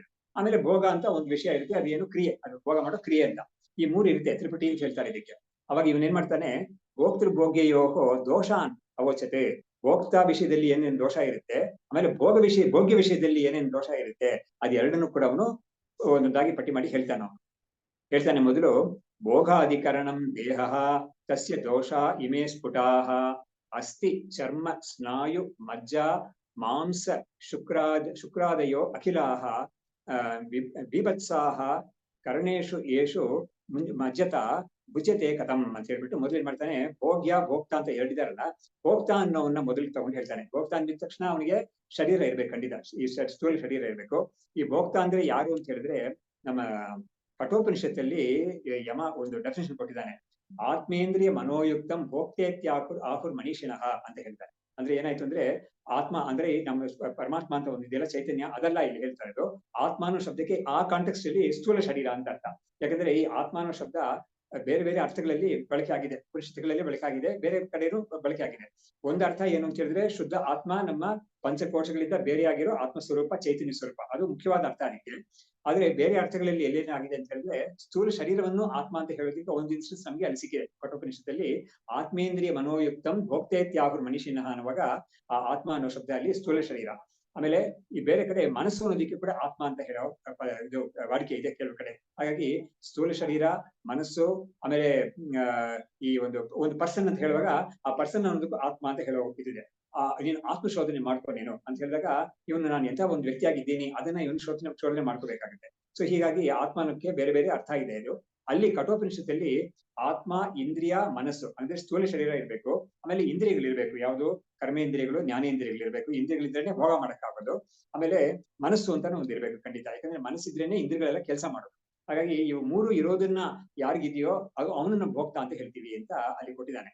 ಅವಾಗ ಇವನೇನ್ ಮಾಡ್ತಾನೆ, ಆ ಶರೀರ ಅಂತ ಒಂದು ಇದೆಯಲ್ಲ, ಭೋಗದಲ್ಲಿ ಶರೀರದ ಒಂದು ಪಾತ್ರ ಇದೆಯಲ್ಲ, ಆ ಶರೀರವನ್ನ ಇವನು ಹೇಳ್ತಾ ಇದ್ದಾನೆ. ಭೋಗಾಧಿಕರಣಂ ದೇಹ ತಸ್ಯ ದೋಷಾಹ ಇಮೇ ಸ್ಫುಟಾಹ. ಅದರಲ್ಲಿ ಏನೇನ್ ದೋಷ ಇರೋದು ಅನ್ನೋದು ತುಂಬಾ ಸ್ಫುಟವಾಗೇ ಇದೆ ಅಂತ ಹೇಳ್ಬಿಟ್ಟು ಏನ್ ಮಾಡ್ತಾನೆ, ಈ ಶರೀರವನ್ನ ನಾವು ಮೆಡಿಕಲ್ ಟರ್ಮ್ಸ್ ಅಲ್ಲಿ ಅನಾಟಮಿ ಅಂತ ಹೇಳ್ತೀವಲ್ಲ, ಈ ಅನಾಟಮಿ ಒಂದು ಸ್ಮಾಲ್ ಅನಾಟಮಿ ಮಾಡಿ ತೋರಿಸ್ತಾನೆ ಇವನು. ಅಲ್ಲಿ ಅಸ್ಥಿ ಅಂದ್ರೆ ಎಲುಬು ಅನ್ನೋದು, ಚರ್ಮ ಅಂತ ಒಂದಿದೆ, ಆಮೇಲೆ ಸ್ನಾಯು ಅಂತ ಇದೆಯಲ್ಲ ಅದು ಒಳಗಡೆ ಇರೋ ಒಂದು ಭಾಗ, ಅದು ಅಂದ್ರೆ ಇದು ನರ ಅಂತೆಲ್ಲ ಹೇಳ್ತೀವಲ್ಲ ಅದಕ್ಕೆ ಹೇಳ್ತಾರೆ. ಆಮೇಲೆ ಮಜ್ಜ ಅಂತ ಹೇಳಿದ್ರೆ ನಾವು ಒಂದು ಮ್ಯಾರೋ ಅಂತ ಹೇಳ್ತೀವಲ್ಲ, ಅದು ಮ್ಯಾರೋ ಇದು ಏನು ಮ್ಯಾರೋ ರಿಪ್ಲೇಸ್ಮೆಂಟ್ ಅಂತ ಹೇಳ್ತಾರೆ, ಕ್ಯಾನ್ಸರ್ಗೆಲ್ಲ ಮಾಡ್ತಾರೆ. ಸೊ ಮ್ಯಾರೋ ಅಂತ ಒಂದೊಳಗಡೆ ಇದೆ. ಆಮೇಲೆ ಮಜ್ಜೆ ಅಂತ ಒಂದಿದೆ, ಆಮೇಲೆ ಮಜ್ಜೆ ಅಂತ ಒಂದಿದೆ. ಆಮೇಲೆ ಮಾಂಸ ಇದೆ. ಶುಕ್ರಾದಯ. ಶುಕ್ರ ಅಂತ ಹೇಳಿದ್ರೆ ಒಂದು ಪುರುಷನಲ್ಲಿ ಇರೋ ಒಂದು ವಸ್ತು, ಅದು ಸ್ತ್ರೀಯಲ್ಲಿರೋದು ರಕ್ತ ಅಂತ ಇರುತ್ತೆ ಅದು. ಸೊ ಹೀಗಾಗಿ ಇವುಗಳೆಲ್ಲ ಅಖಿಲಾಹ ಬೀಭತ್ಸಾಹ, ಇವೆಲ್ಲವೂ ಕೂಡ ಒಂದೊಂದು ಅಂಶವನ್ನು ತಗೊಂಡ್ರು ಕೂಡ ಅದು ನಮ್ಗೆ ಅಸಹ್ಯವಾದ ವಸ್ತುವೇ. ಅದು ಎಷ್ಟೊತ್ತು ನೋಡ್ತಾ ಇರಕ್ಕಾಗುತ್ತೆ. ಒಂದು ಎಲುಬು ಅಂತ ನಮ್ಮ ಎದುರುಗಡೆ ಇಟ್ರೆ ಎಷ್ಟೊತ್ತ ನೋಡ್ತಾ ಇರಕ್ಕಾಗುತ್ತೆ ಅದನ್ನ. ಅದೇ ತರ ಒಂದೊಂದು ವಸ್ತುನು ಇದೇ ತರಾನೇ. ಯೋಗ ವಾಸಿಷ್ಠದಲ್ಲಿ ಯಾವ ತರ ಮಾಡಿದ್ದಾರೆ ಅಂದ್ರೆ, ನೋಡು, ನೀನು ಒಂದು ಮಹಿಳೆಯ ಕಣ್ಣನ್ನ ನೋಡಿ ನೀನು ಅಷ್ಟು ಚೆನ್ನಾಗಿದೆ ಅಂತ ಆಕರ್ಷಣವಾಗಿ ನೀನ್ ಬಿದ್ದೋಗ್ತಾ ಇದೆಯಲ್ಲ, ಅದಕ್ಕೆ ಬೆರಗಾಗ್ತಾ ಇದೆಯಲ್ಲ ನೀನು, ಅದ್ ಎಂತದಂತ ನೋಡೋಣ ಅಂತ ಹೇಳ್ಬಿಟ್ಟು ಒಂದು ಪರೀಕ್ಷೆ ಮಾಡ್ತಾರೆ. ಏನ್ ಮಾಡ್ತಾರೆ ಅಂದ್ರೆ, ಈ ಕಣ್ಣು ಅಂತ ಒಂದು ಭಾಗ ಇದೆಯಲ್ಲ, ಆರ್ಗನ್ ಇದೆಯಲ್ಲ, ಅದನ್ನ ಒಂದೊಂದು ಪಾರ್ಟ್ ಆಗಿ ಐಟಮ್ ಆಗಿ ಎತ್ತೆತ್ತಿ ಮುಂದ್ಗಡೆ ಇಟ್ಟು ನೋಡಿ ನೀನು. ಅವಾಗ ನಿನ್ಗೆ ಯಾವ್ದಾದ್ರು ಒಂದ್ರಲ್ಲಾದ್ರೂ ನಿನ್ಗೆ ಒಂದ್ ಇಚ್ಛೆ ಬರುತ್ತಾ ನೋಡು. ಇದೆಲ್ಲ ಸೇರ್ಕೊಂಡಿದ್ದಾಗ ನಿನ್ಗೆ ಒಂದು ಇಚ್ಛೆ ಅಂತ ಹೇಳ್ತಾ ಇದೆಯಾ, ಆದ್ರೆ ಅದ್ರಲ್ಲಿ ಇರೋ ಪಾರ್ಟ್ಸ್ ಅಂತ ನಾವು ಸೆಪರೇಟ್ ಆಗಿ ಮಾಡಿ ನೋಡಿದ್ರೆ ಅದ್ರಲ್ಲಿ ಒಂದು ಪಾರ್ಟ್ ಅಲ್ಲೂ ಕೂಡ ನಮ್ಗೆ ಇಚ್ಛೆ ಬರೋದೇ ಇಲ್ವಲ್ಲ, ಎಂತದಾಗಿದೆ ಅಂತ ಹೇಳ್ಬಿಟ್ಟು ಆತರ ಮಾಡ್ತಾರೆ. ಅದೇ ತರ ಎಲ್ಲ ಒಂದು ಭಾಗಕ್ಕೂ ಆತರ ಮಾಡಿ ತೋರಿಸ್ತಾರೆ ಯೋಗ ವಾಸಿಷ್ಠದಲ್ಲಿ. ಸೊ ಇವನ್ ಹೇಳ್ತಾನೆ, ಈ ತರ ಬೀಭತ್ಸ ಅಂತ ಹೇಳಿದ್ರೆ ಅದು ಅಸಹ್ಯ, ಅದು ನಮ್ಗೆ ಒಂದು ಡಿಸ್ಪಿಕಬಲ್ ಅಂತ ಇಂಗ್ಲಿಷ್ ಅಲ್ಲಿ ಹೇಳ್ತೀವಿ ನಾವು, ಅದು ನಮ್ಗೆ ನೋಡಕ್ಕೆ ಇಷ್ಟ ಆಗಲ್ಲ ಅಂತ ಒಂದು ವಸ್ತು ಅದು. ಹಾಗಾಗಿ ಈ ಶರೀರದಲ್ಲಿ ಇರೋ ಈ ವಸ್ತುಗಳು ಎಷ್ಟು ಕೂಡ ಈ ತರ ಇದೆಲ್ಲ ಒಂದೊಂದು ಕೂಡ ಇದು ಒಂದು ನಮ್ಗೆ ಅಸಹ್ಯವಾದ ವಸ್ತುವೇನೇ ಇದು ಅಂತ ಹೇಳ್ಬಿಟ್ಟು ಹೇಳ್ತಾನೆ, ಕರ್ಣೇಶು ಯೇಷು ಮಜ್ಜತಾ ಭುಂಜತೆ ಕಥಂ ಅಂತ ಹೇಳ್ಬಿಟ್ಟು. ಹಾಗಾಗಿ ಇಂಥ ಒಂದು ವಿಷಯದಲ್ಲಿ, ಇಂಥ ಒಂದು ಶರೀರದಲ್ಲಿ ಒಬ್ಬ ಮುಳುಗಿರೋನು ಅವನು ಹೇಗ್ ಭೋಗ ಮಾಡ್ಯಾನೋ ಅಂತ ಹೇಳ್ತಾನೆ. ಹಾಗಾದ್ರೆ ಇನ್ ತಿಳ್ಕೊಂಡ್ರೆ ಅವನಿಗೆ ಅಂತ ಒಂದು ವಿಷಯ ತಿಳ್ಕೊಂಡ್ರೆ ಅವನಿಗೆ ಭೋಗದಲ್ಲಿ ಇಚ್ಛೆ ಹೊಟ್ಟೋಗುತ್ತೆ ಅವನಿಗೆ ಅಂತ, ಅದಕ್ಕೇನೆ ಇದೆಲ್ಲ ಹೇಳೋರು. ಹಾಗಾಗಿ ಇಂಥ ವಿಷಯಗಳನ್ನ ಯಾಕೆ ವೇದಾಂತ ಇದನ್ನ ಬಿಡಿಸಿ ಹೇಳುತ್ತೆ ಅಂತ ಹೇಳಿದ್ರೆ, ಭೋಗಕ್ಕೆ ಕಾರಣ ಏನು ಅಂತ ಗೊತ್ತಿಲ್ಲದೇನೆ ಭೋಗವನ್ನು ಮಾಡ್ತಾ ಇರ್ತೀವಿ. ಆದ್ರೆ ಆ ಭೋಗಕ್ಕೆ ಏನು, ಭೋಗದಲ್ಲಿ ಇರೋದು ಏನು ವಿಷಯ ಅಂತ ವಿಚಾರ ಮಾಡಿ ನೋಡಿದಾಗ ಅದಕ್ಕೆ ಒಂದು ವಿಚಾರಕ್ಕೆ ತುಂಬಾ ಬೆಲೆ ಇದೆ. ಹಾಗಾಗಿ ವಿಚಾರಕ್ಕೆ ಅಷ್ಟೊಂದು ಬೆಲೆ ಇರೋದ್ರಿಂದ ವೇದಾಂತ ಏನ್ ಮಾಡುತ್ತೆ, ಅದನ್ನ ಬೇರೆ ಬೇರೆ ರೀತಿಯಲ್ಲಿ ಎತ್ತಿ ತೋರಿಸುತ್ತೆ. ಅದನ್ನ ಭಗವದ್ಗೀತೆಯಲ್ಲೂ ಬಂದಿದೆ ವಿಷಯಗಳು. ಹಾಗಾಗಿ ಇಲ್ಲಿ ಇದನ್ನ ಹೇಳ್ತಾನೆ, ಮುಂದಕ್ಕೆ ಹೇಳ್ತಾನೆ, ಬಿಣ್ ಪೂರ್ಣ ಖಾತೆ ಮಗ್ನಃ ಸನ್ ಭುಂಕ್ತೆ ಕೋಪಿನ ಬುದ್ಧಿಮಾನ್ ಪುರಾತು ಅವಿದ್ಯೆಯ ಆಚ್ಛನ್ನ ದೋಷೋಹಂ ಭುಕ್ತವಾನ್ ಸತಃ ಬಾಲೋಪಿ ಮೂಢೋ ಯತ್ಕಿಂಚಿತ್ ಅದ್ಯಾತ್ ವಿಷ್ಠಾಧಿಕಂ ತಥಾ ಅಂತ ಹೇಳ್ಬಿಟ್ಟು, ಈ ಶರೀರ ಇಂಥದ್ದು ಅಂತ ಹೇಳಿದ್ನಲ್ಲ, ಕೇಳ್ಬಿಟ್ಟು ಇನ್ನೂ ಒಂದು ಸ್ಟೆಪ್ ಮುಂದೆ ಹೋಗ್ಬಿಟ್ಟು ಹೇಳ್ತಾನೆ, ಒಂದು ಗುಂಡಿ, ಆ ಗುಂಡಿನಲ್ಲಿ ಇಂಥ ಒಂದು ಹೇಸಿಗೆನೆ ತುಂಬಿದೆ ಅದು, ಅದರಲ್ಲಿ ಯಾರಾದ್ರೂ ಮುಳುಗಕ್ಕೆ ಇಷ್ಟಪಡ್ತಾನ ಅದ್ರಲ್ಲಿ, ಆದ್ರೆ ಅಂತದ್ರಲ್ಲಿ ಮುಳುಗ್ಕೊಂಡು ಒಬ್ಬ ಮುಳುಗಿರೋನು ಇಂಥ ಒಂದು ಭೋಗವನ್ನ ಹೇಗ್ತಾನೋ ಅವ್ನು ಭೋಗ ಮಾಡ್ತಾನೋ ಅಂತ ಹೇಳ್ಬಿಟ್ಟು, ಇದಕ್ಕೆ ಬೇರೆ ಕಡೆ ವೇದಾಂತ ಗ್ರಂಥಗಳಲ್ಲಿ ಬೇರೆ ಕಡೆಗಳೆಲ್ಲ ಯಾವ ತರ ಬರುತ್ತೆ ಅಂದ್ರೆ, ಈ ಅಂತ ಒಂದು ಗುಂಡಿಯಲ್ಲಿ ಹುಳುಗಳು ಇರುತ್ತೆ, ಅದು ನೀನು ಆ ಹುಳುಗಳಿಗಿಂತ ನೀನ್ ಏನ್ ವ್ಯತ್ಯಾಸ ನೀನು ಅಂತ ಕೇಳ್ತಾರೆ ಅವರು. ಅವುಗಳು ಅಲ್ಲಿದ್ಕೊಂಡು ಅವುಗಳು ಖುಷಿಯಾಗಿದೆ ಅದು, ಯಾಕಂದ್ರೆ ಅಲ್ಲಿಯೇ ಅದಕ್ಕೆ ಸಂತೋಷವಾಗಿರುತ್ತೆ. ಹೇಗೆ ನಾವು ಕೆಸರಲ್ಲೇ ಎಮ್ಮೆ ಇರುತ್ತಲ್ಲ, ಎಮ್ಮೆಗೆ ಕೆಸರು ಇದ್ಬಿಟ್ಟೆ ಅದಕ್ಕೆ ತುಂಬಾ ಆನಂದವಾಗಿರುತ್ತೆ, ಅದು ಆಚೆ ಬರಕ್ ಅದಕ್ಕೆ ಇಷ್ಟಾನೇ ಆಗಲ್ಲ. ನೀನ್ ಆತರ ಇದ್ರೆ ನಿನ್ಗೂ ಅದಕ್ಕೂ ಏನ್ ವ್ಯತ್ಯಾಸ ಅಂತ ಕೇಳುತ್ತೆ ಅದು. ಸೊ ಇಲ್ಲಿ ಇವನ್ ಹೇಳ್ತಾ ಇರೋದು, ಇಂಥ ಒಂದು ಗುಂಡಿಲಿ ಯಾರು ಮುಳುಗಿದಾನೋ ಅವನಿಗೆ ಇಂಥ ಒಂದು ಭೋಗದಲ್ಲಿ ಯಾರು ಬುದ್ಧಿವಂತನಾಗಿದ್ರೆ ಭೋಗದಲ್ಲಿ ಅವ್ನಿಗೆ ಹೇಗ್ತಾನೆ ಇಚ್ಛೆ ಇರುತ್ತೆ ಅವನಿಗೆ. ಆದ್ರೆ ನನ್ನ ವಿಷಯದಲ್ಲಿ ಏನಾಗಿದೆ ಅಂತ ಹೇಳಿದ್ರೆ, ನಾನು ಅವಿದ್ಯೆಯಿಂದ ನಾನು ಈ ಭೋಗವನ್ನು ಮಾಡ್ತಾ ಇದ್ದೆ ಮುಂಚೆ. ಅವ್ನು ಹೇಳ್ತಾನೆ ನೋಡಿ, ತನ್ನ ವಿಷಯಕ್ಕೆ ಹೇಳ್ಕೊಳ್ತಾನೆ ಅವನು, ಯಾವ್ದನ್ನು ಮುಚ್ಚಿಮರೆ ಮಾಡ್ತಾನೆ ಇಲ್ಲ ಅವನು. ನಾನು ಇದ್ದಿದ್ದೀನಿ, ನಾನು ಭೋಗ ಮಾಡಿದ್ದೀನಿ, ಆದ್ರೆ ಅವಾಗ ನನಗೆ ಈ ಜ್ಞಾನ ಇರ್ಲಿಲ್ಲ. ನನಗೆ ಹೇಳ್ತಾನೆ, ಪುರಾತು ಅವಿದ್ಯೆಯ ಆಚ್ಛನ್ನ ದೋಷ ಅಹಂ. ಆಚ್ಛನ್ನ ದೋಷ ಅಂತ ಹೇಳಿದ್ರೆ ದೋಷ ಇದೆ ಅನ್ನೋದು ನನಗೆ ಗೊತ್ತಿರ್ಲಿಲ್ಲ, ಅದು ಮರೆಯಾಗಿತ್ತು ನನಗೆ, ನನ್ ಬುದ್ಧಿಗೆ ಬಂದಿರ್ಲಿಲ್ಲ ನಾನು. ಹಾಗಾಗಿ ನಾನು ಏನ್ ಮಾಡಿದ್ದೀನಿ, ಅವಾಗ ಈ ಭೋಗದಲ್ಲಿ ನಾನು ಮಾಡ್ತಾ ಇದ್ದೆ ಇದನ್ನ. ಭುಕ್ತವಾನ್ ತತಃ, ಹಾಗಾಗಿ ಬಾಲೋಪಿ ಮೂಢಃ ಯತ್ಕಿಂಚಿತ್ ಅದ್ಯಾತ್ ವಿಷ್ಠಾಧಿಕಂ ತಥಾ. ಹಾಗಾಗಿ ಈ ಒಂದು ಭೋಗವನ್ನ ಯಾರು ಮಾಡ್ತಾರೆ ನಿಜವಾಗ್ಲೂ ಅಂತ ಹೇಳಿದ್ರೆ, ಒಂದ್ರಲ್ಲಿ ಬಾಲ ಅಂತ ಹೇಳಿದ್ರೆ ಬುದ್ಧಿ ಅಷ್ಟೊಂದು ಬೆಳವಣಿಗೆ ಇಲ್ದೇ ಇರೋನು. ಹಾಗಾದ್ರೆ ಏನಾಯ್ತು, ಎಷ್ಟೇ ವಯಸ್ಸಾಗಿದ್ರು ಕೂಡ ಅವ್ರು ಈ ಭೋಗದಲ್ಲಿ ಇದ್ದಾರೆ ಅಂತ ಹೇಳಿದ್ರೆ ಅವರು ಬೆಳವಣಿಗೆ ಆಗಿಲ್ಲ, ರಿಟಾರ್ಡೆಡ್ ಗ್ರೋತ್ ಅಂತ ಹೇಳ್ತೀವಲ್ಲ ಅಂತದೇ ಆಗಿರ್ತಾರೆ ಅವರು ಅಂತ ಇರೋನು ಮೂಢನಾಗಿರೋನು. ಯತ್ಕಿಂಚಿತ್ ಅದ್ಯಾತ್ ವಿಷ್ಠಾಧಿಕಂ ಅಂತವನೇನಾದ್ರೂ ಇದನ್ನ ಈ ವಿಷ್ಠ ಅಂತ ಹೇಳಿದ್ರೆ ಈ ಗುಂಡಿಲಿರೋ ಈ ಹೇಸಿಗೆ ಅದನ್ನ ಯಾರಾದ್ರೂ ಭೋಗ ಮಾಡಿಯಾನೋ, ಆದ್ರೆ ಬುದ್ಧಿವಂತನಾಗಿರೋನು ಖಂಡಿತ ಇದನ್ನ ಮಾಡೋದೇ ಇಲ್ಲ ಅಂತ ಹೇಳ್ಬಿಟ್ಟು ನೋಡಿ. ಇವನು ಗುರುಗಳ ಹತ್ರ ಬಂದ್ಮೇಲೆ ಅವನು ಇದನ್ನೆಲ್ಲ ಹೇಳ್ತಾನೆ. ಯಾಕೆ ಅಂದ್ರೆ ಒಂದು ಪ್ರಕಟಣೆ ಇದ್ರೆ ಅವರಿಗೆ ತಿಳಿಸೋದು ಅಂತ ಒಂದು. ಇನ್ನೊಂದು ಪ್ರಶ್ನೆ ಮಾಡ್ಬೋದು ಯಾರಾದ್ರೂ, ಇಲ್ಲ ಗುರುಗಳು ಅಂತ ಬ್ರಹ್ಮಜ್ಞಾನಿಗಳಾಗಿದ್ದಾರೆ, ಅವ್ನಿಗೆ ಗೊತ್ತಿಲ್ವಾ, ಅವ್ರಿಗೆ ಗೊತ್ತಿಲ್ವಾ ಇದೆಲ್ಲ ಹೇಳ್ಬೇಕಂತ ಹೇಳಿದ್ರೆ, ಇಂಥ ಒಂದು ಸಂವಾದ ಇದೆಯಲ್ಲ, ಇದು ನಮ್ಮ ಶಂಕರಾಚಾರ್ಯರು ಭಗವದ್ಗೀತೆಯಲ್ಲಿ ಪ್ರಾರಂಭದಲ್ಲೇ ಹೇಳ್ತಾರೆ. ಕೃಷ್ಣನಿಗೂ ಅರ್ಜುನನಿಗೂ ಆಗ್ತಾ ಇರೋ ಈ ಸಂವಾದದಿಂದ ಅರ್ಜುನನನ್ನ ನಿಮಿತ್ತೀಕೃತ್ಯ ಈ ಬೋಧೆಯನ್ನು ಮಾಡ್ತಾ ಇದ್ದಾನೆ ಕೃಷ್ಣ ಅಂತ. ಅವಾಗ ಏನಾಯ್ತು, ವೇದವ್ಯಾಸರು ಬರ್ತಿದ್ದಾರೆ ಗ್ರಂಥವನ್ನ, ಅದರಲ್ಲಿ ಅವರು ಕೃಷ್ಣನಿಗೂ ಅರ್ಜುನನಿಗೂ ಒಂದು ಸಂವಾದವನ್ನು ತಂದಿದ್ದಾರೆ. ಈ ಸಂವಾದದಿಂದ ಅರ್ಜುನಿಗೆ ಮಾತ್ರನೇ ಪ್ರಯೋಜನ ಅಂತ ಕೇಳಿದ್ರೆ ಇಲ್ಲ, ಇದನ್ನ ಯಾರ್ಯಾರು ಓದ್ತಾರೋ ಅವ್ರಿಗೆಲ್ಲರಿಗೂ ಪ್ರಯೋಜನ ಇದೆ ಇದನ್ನ ಹೇಳ್ಬಿಟ್ಟು ಅರ್ಜುನನ ನಿಮಿತ್ತವಾಗಿ ಇಟ್ಕೊಂಡು ಈ ಬೋಧೆಯನ್ನು ಮಾಡ್ತಾ ಇದ್ದಾರೆ ಅಂತ. ಅದೇ ತರ ಇಲ್ಲೂ ಕೂಡ ಈ ಒಂದು ಸಂವಾದದಲ್ಲಿ ಈ ಒಂದು ರಾಜ ಮತ್ತು ಗುರುಗಳಿಗೆ ಆಗಿರೋ ಒಂದು ಸಂವಾದದಿಂದ ನಿಮಿತ್ತದಂತೆ ಎಲ್ಲರಿಗೂ ಕೂಡ ಇದು ಪ್ರಯೋಜನವಾಗುತ್ತೆ ಅಂತ ಇದೆಲ್ಲ ತಿಳಿಸ್ತಾ ಇದ್ದಾರೆ ಇಲ್ಲಿ. ಭೋಗಾಧಿಕರಣೆ ದೋಷಾಃ ಆಸ್ತಾಂ ಭೋಗ ಸಾಧನೆ ಚಿತ್ತೇಪಿ ಬಹವೋ ದೋಷಾಃ ವರ್ತಂತೆ ಹಿ ನಿರಂತರಂ ಅಂತ ಹೇಳ್ಬಿಟ್ಟು, ಸರಿ ಭೋಗಕ್ಕೆ ಆಸ್ಪದವಾಗಿರೋ ಭೋಗ ನೋಡಿ, ಶರೀರವನ್ನ ನಮ್ಮ ವೇದಾಂತದಲ್ಲಿ ಒಂದು ಡೆಫಿನೇಷನ್ ಕೊಟ್ಟಿದ್ದಾರೆ. ಒಂದು ಡೆಫಿನೇಷನ್, ಬೇಕಾದಷ್ಟು ಡೆಫಿನೇಷನ್ ಬೇರೆ ಬೇರೆ ಇರುತ್ತೆ ಅದು. ಶೀರ್ಯತೆ ಶರೀರಂ ಅಂತ ಒಂದಿದೆ. ಅಂದ್ರೆ ವ್ಯುತ್ಪತ್ತಿ ಇಟ್ಕೊಂಡೆ ಆ ಶಬ್ದದಿಂದ ಒಂದು ಎಟಿಮಾಲಜಿಕಲ್ ಮೀನಿಂಗ್ ಇಟ್ಕೊಂಡೇನೆ ಯಾವುದು ನಾಶವಾಗುತ್ತೋ, ಕ್ಷೀರ್ಯತೆ ಅಂದ್ರೆ ನಾಶವಾಗುತ್ತೋ ಅದಕ್ಕೆ ಶರೀರ ಅಂತ ಹೆಸರು. ದೇಹ ಅಂತ ಒಂದು ಹೇಳ್ತೀವಲ್ಲ, ಶರೀರಕ್ಕೆ ಇನ್ನೊಂದು ಶಬ್ದ ದೇಹ ಇರ್ತಿಲ್ಲ. ಅದು ಯಾತಕ್ಕೆ ಅಂತ ಹೇಳಿದ್ರೆ ಆ ಶಬ್ದದಿಂದ ಏನ್ ಗೊತ್ತಾಗುತ್ತೆ ಅಂತ ಹೇಳಿದ್ರೆ ದಹ್ಯತೆ. ಅದು ಉರಿಸ್ತಾರೆ ಕೊನೆಯಲ್ಲಿ, ಅದನ್ನ ಬೆಂಕಿಲಿ ಹಾಕ್ಬಿಡ್ತಾರೆ. ಕೊನೆಗೆ ತಿರ್ಕೊಂಡ್ಮೇಲೆ ಅವನ್ನ ಬೆಂಕಿಲಿ ಹಾಕ್ಬಿಡ್ತಾರೆ. ಹಾಗಾಗಿ ಅದು ಬೆಂಕಿಗೆ ತುತ್ತಾಗುತ್ತೆ, ಅದು ಅಗ್ನಿಗೆ ತುತ್ತಾಗುತ್ತೆ ಅನ್ನೋ ಕಾರಣದಿಂದ ದೇಹ ಅಂತ ಹೆಸರು. ಕ್ಷೀರ್ಯತೆ ಅಂತ ಹೇಳಿದ್ರೆ ಅದು ನಾಶವಾಗುತ್ತೆ, ಅದು ಕೃಶವಾಗಿ ಹೋಗುತ್ತೆ, ಕೊನೆಯಲ್ಲಿ ನಾಶವಾಗುತ್ತೆ. ನಮ್ಮ ಇದರಲ್ಲಿ ಷಡ್ಭಾವ ವಿಕಾರ ಅಂತ ಯಾವ್ದನ್ನ ಹೇಳ್ತೀವೋ, ಅಂದ್ರೆ ಒಂದು ವಸ್ತು ಉತ್ಪತ್ತಿ ಆದ್ರೆ ಅದು ಅದು ಕೊನೆ ತನಕ 6 ವಿಧವಾದ ಒಂದು ಪರಿಣಾಮಗಳನ್ನ ಹೊಂದ್ಕೊಂಡಿರುತ್ತೆ. ಅದು ಅದಕ್ಕೆ ಏನು ಅಂತ ಕೊಟ್ಟಿ ತೋರಿಸಿದ್ದಾರೆ. ಅದು ಎಲ್ಲದಕ್ಕಿಂತ ಎಲ್ಲರೂ ತುಂಬಾ ಚೆನ್ನಾಗಿ ಅದು ಎಲ್ಲಿ ಅಪ್ಲೈ ಆಗುತ್ತೆ ಅಂತ ಹೇಳಿದ್ರೆ ಶರೀರದಲ್ಲಿ ಅಪ್ಲೈ ಆಗುತ್ತೆ. ಅದು ಜಾಯತೆ, ಅಸ್ಥಿ, ವರ್ಧತೆ, ವಿಪರಿಣಮತೆ, ಅಪಕ್ಷೀಯತೆ, ನಶ್ಯತೆ ಅಂತ ಒಂದು ಮಗು ಹುಟ್ಟುತ್ತೆ. ಅದು ಹುಟ್ಟಿದ ಮೇಲೇನೆ ಅದಕ್ಕೆ ಒಂದು ಅಸ್ತಿತ್ವ ಬರುತ್ತೆ. ಅದು ನೋಡಿ, ಇವಾಗ ಅದ್ರಲ್ಲಿ ಕೂಡ ಒಂದು ಸೂಕ್ಷ್ಮ ಏನಿದೆ ಅಂತ ಹೇಳಿದ್ರೆ, ಒಬ್ಳು ಗರ್ಭವತಿ ಆಗಿದ್ದಾಳೆ. ಅವಾಗ ಆ ಮನೆಗೆ ಬಂದ್ಬಿಟ್ಟು ಎಷ್ಟು ಜನ ಇದ್ದಾರೆ ಇಲ್ಲಿ ಅಂತ ಸೆನ್ಸಸ್ ಮಾಡಿದಾಗ ಅವಳು ಅದನ್ನ ಸೇರ್ಸ್ಕೊಂಡು ಹೇಳಲ್ಲ, ಎಲ್ಲರೂ ಇರೋರ್ನ ಮಾತ್ರ ಹೇಳ್ತಾಳೆ ಅಷ್ಟೇನೆ. ಅವಾಗ ಏನ್ ಗೊತ್ತಾಗುತ್ತೆ, ಆ ಮಗುಗೆ, ಗರ್ಭದಲ್ಲಿರೋ ಮಗುಗೆ ಇನ್ನೂ ಅಸ್ತಿತ್ವ ಅನ್ನೋದು ಬಂದಿಲ್ಲ, ಲೋಕದಲ್ಲಿರೋ ಒಂದು ವ್ಯವಹಾರಕ್ಕೆ ಅಸ್ತಿತ್ವ ಅನ್ನೋದು ಬಂದಿಲ್ಲ. ಹಾಗಾಗಿ ಮೊದಲು ಜಾಯತೆ, ಹುಟ್ಟಿದ ಮೇಲೆ ಅಸ್ತಿತ್ವ, ಆಮೇಲೆ ವರ್ಧತೆ, ಬೆಳೆಯುತ್ತೆ ಅದು. ಆಮೇಲೆ ವಿಪರಿಣಮತೆ, ಅದ್ರಲ್ಲಿ ಸ್ವಲ್ಪ ವ್ಯತ್ಯಾಸಗಳೆಲ್ಲ ಕಾಣಿಸ್ಕೊಳ್ಳೋಕೆ ಶುರು ಆಗುತ್ತೆ. ಒಂದು ತಲೆ ಕೂದಲು ನರ್ತು ಹೋಗೋದು, ಇನ್ನು ಏನಾದ್ರು ಒಂದು ಮಂಡಿ ಕಾಲು ನೋವೋದು, ಅಥವಾ ಹಲ್ಲಿ ಏನೋ ಸ್ವಲ್ಪ ಅಲ್ಲಾಡಕ್ಕೆ ಶುರು ಆಗೋದು, ಇಂಥದ್ದು ಏನಾದ್ರು ಆಗ್ತಾ ಇರುತ್ತೆ, ಅದು ವಿಪರಿಣಮತೆ. ಆಮೇಲೆ ಅಪಕ್ಷೀಯತೆ ಅಂತ ಒಂದು ಬರುತ್ತೆ. ಅದು ಅದೇನು ಅಂದ್ರೆ ಇನ್ನ ಇಳಿಮುಖಾನೇ. ಅದು ಇನ್ಮೇಲೆ ಅದನ್ನ ಏನು ರಿಪೇರಿ ಮಾಡಿ ಅದನ್ನ ಚೆನ್ನಾಗಿ ಮಾಡೋಕೆ ನಮ್ಗೆ ಆಗೋದೇ ಇಲ್ಲ ಖಂಡಿತ. ಅವರೇ ಡಾಕ್ಟರ್ಗಳೇ ಹೇಳ್ಬಿಡ್ತಾರೆ, ಇದನ್ನ ಮನೆ ಕರ್ಕೊಂಡು ಹೋಗ್ಬಿಡಿ ನೀವು, ಅವ್ರು ಏನೇನ್ ಕೇಳ್ತಾರೋ ಅದೆಲ್ಲ ಕೊಡಿ ಅವ್ರಿಗೆ ಅಂತ ಹೇಳ್ತಾರೆ. ಹಾಗಾಗಿ ಕೊನೆಯ ಗಳಿಗೆ ಹೇಗಾದ್ರೂ ಪಾಪ ಖುಷಿ ಪಟ್ಟಿದ್ದು ತಿನ್ಬಿಟ್ಟು ಸಾಯ್ಲಿ ಅಂತ ಹೇಳ್ಬಿಟ್ಟು ಅದನ್ನ ಬಾಯಿಂದ ಹೇಳ್ದೆ ಆದ್ರೂ ಕೂಡ ಈ ತರ ಸೂಕ್ಷ್ಮ ಕೇಳ್ಬಿಡ್ತಾರೆ. ಆಮೇಲೆ ನಶ್ಯತೆ ಅಂತ ಹೋಗುತ್ತೆ, ಪೂರ್ತಿ ತೀರ್ಕೊಂಡ್ಬಿಡ್ತಾರೆ ಅಂತ. ಹೀಗೆ ಈ 6 ವಿಧವಾದ ಇದು ಪರಿಣಾಮ ಅಂತ ಹೇಳ್ತಾರೆ, ವಿಕಾರಗಳು ಆಗ್ತಾ ಇರುತ್ತೆ ಅಂತ. ಇವಾಗ ಇವನು ಹೇಳ್ತಾನೆ, ಭೋಗಾಧಿಕರಣವಾದ ದೇಹದಲ್ಲಿ ನಾವು ಇಷ್ಟು ದೋಷಗಳೆಲ್ಲ ನೋಡಿದ್ವಿ. ಇವಾಗ ಆ ಭೋಗಕ್ಕೆ ಸಾಧನವಾಗಿರ್ತಲ್ಲ ಅವುಗಳಲ್ಲಿ ದೋಷ ನೋಡೋಣ ಅಂತ ಹೇಳ್ಬಿಟ್ಟು ಅದನ್ನು ಶುರು ಮಾಡ್ತಾನೆ. ಅವನು ಏನು ಅಂದ್ರೆ, ಭೋಗಕ್ಕೆ ಸಾಧನ, ಮುಖ್ಯವಾದ ಸಾಧನೆ ಯಾವುದು? ಮನಸ್ಸನ್ನು. ಯಾಕಂದ್ರೆ ಮನಸ್ಸಿದ್ರೇನೆ ಒಬ್ಬನಿಗೆ ಭೋಗದಲ್ಲಿ ಇಚ್ಛೆ ಬರೋದು. ಮನಸ್ಸು ಇಟ್ಕೊಂಡೇನೆ ಒಬ್ಬ ಅವನ ಇಂದ್ರಿಯಗಳನ್ನೆಲ್ಲ ಈ ಭೋಗಕ್ಕೆ ಅವನಿಗೆ ಬೇಕಾಗಿರೋ ರೀತಿಯಲ್ಲಿ ಅವನು ಅದನ್ನ ಪ್ರವರ್ತಿಸ್ತಾನೆ. ಹಾಗಾಗಿ ಈ ಮನಸ್ಸಲ್ಲಿ ಏನ್ ದೋಷ ಇದೆ ಅಂತ ಹೇಳ್ತಾನೆ ಇವಾಗ. ಚಿತ್ತೇಪಿ ಬಹವೋ ದೋಷಾಹ ವರ್ತಂತೆ ಹಿ ನಿರಂತರಂ. ಅದು ಯಾವಾಗ್ಲೂ ಕೂಡ ಚಿತ್ತದಲ್ಲಿ ಇಂಥ ದೋಷಗಳೆಲ್ಲ ಇರುತ್ತೆ ಅಂತ ಹೇಳ್ತಾ ಇದ್ದಾನೆ. ಏನದು ಅಂತ ಕೇಳಿದ್ರೆ, ಮುಂದಿನ ಶ್ಲೋಕದಲ್ಲಿ ಹೇಳ್ತಾ ಇದ್ದಾರೆ, ಕಾಮಕ್ರೋಧೌ ಲೋಭಮೋಹೌ ವಿಷಾದ ಈರ್ಷ್ಯ ಭಯಾದಯ ಯೇ ಸಂತಿ ಏತೈ ಗ್ರಸ್ತಚಿತ್ತೇ ಭೋಗಿನಃ ಕಿಂ ಸುಖಂ ಭವೇತ್. ಇವಾಗ ಮನಸ್ಸಿಗೆ ಇರೋ ದೋಷಗಳೆಲ್ಲ ಏನೋ, ಇವಾಗ ನೋಡಿ, ನಮ್ಗೆ ಒಂದು ಪರ್ಸನ್ ಅಂತ ಹೇಳಿದ್ರೆ ಅವ್ನಿಗೆ ಎಷ್ಟೊಂದು ಲೆವೆಲ್ಸ್ ಇದೆ ಪರ್ಸನಾಲಿಟಿಯಲ್ಲಿ. ಒಂದು ಫಿಸಿಕಲ್ ಪರ್ಸನ್ ಅಂತ ಒಂದಿದೆ, ಆಮೇಲೆ ಒಂದು ಮೆಂಟಲ್, ಅವ್ನಿಗೆ ಮೆಂಟಲ್ ಮೇಕಪ್ ಅಂತ ಏನಿದೆ, ಮೆಂಟಲ್ ಒಂದು ಪರ್ಸನಾಲಿಟಿ ಒಂದಿದೆ, ಆಮೇಲೆ ಇಂಟೆಲೆಕ್ಚುಯಲ್ ಅಂತ ಒಂದಿದೆ, ಆಮೇಲೆ ಒಂದು ಸ್ಪಿರಿಚುವಲ್ ಅಂತ ಹಿಂದಕ್ಕೆ ಹೋಗುತ್ತೆ ತುಂಬಾ. ಆದ್ರೆ ಇಲ್ಲಿ ಈ ಮೆಂಟಲ್ ಅಥವಾ ಆ ಪರ್ಸನ್ ನಲ್ಲಿ ಏನೇನ್ ದೋಷ ಇದೆ ಅಂತ ಫಿಸಿಕಲ್ ದೋಷ ಎಲ್ಲ ಹೇಳ್ಬಿಟ್ರು.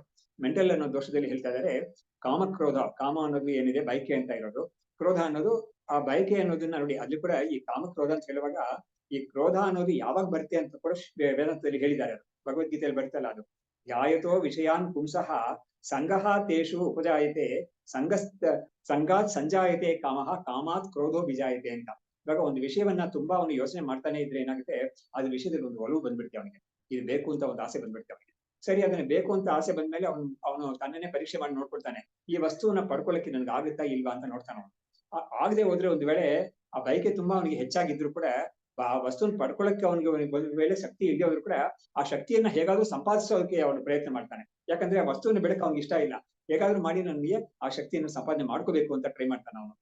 ಅಕಸ್ಮಾತ್ ಫಿಸಿಕಲ್ ಆಗಿ ಅವನಿಗೆ ಶಕ್ತಿ ಇಲ್ಲದೆ ಹೋದ್ರು ಕೂಡ ಅದಕ್ಕೆ ಪೂರಕವಾಗಿ ಏನಾದ್ರು ಮಾಡ್ಕೊಳ್ತಾನೆ. ಇಲ್ಲ ಅವನಿಗೆ ಫೈನಾನ್ಷಿಯಲ್ ಆಗಿ ಅದನ್ನ ಪಡ್ಕೊಳಕ್ ಆಗದೆ ಹೋದ್ರು ಕೂಡ ಅದಕ್ಕೆ ಸಾಲ ಗೀಲ ಏನಾದ್ರು ತಗೊಳಕ್ ಮಾಡ್ತಾನೆ.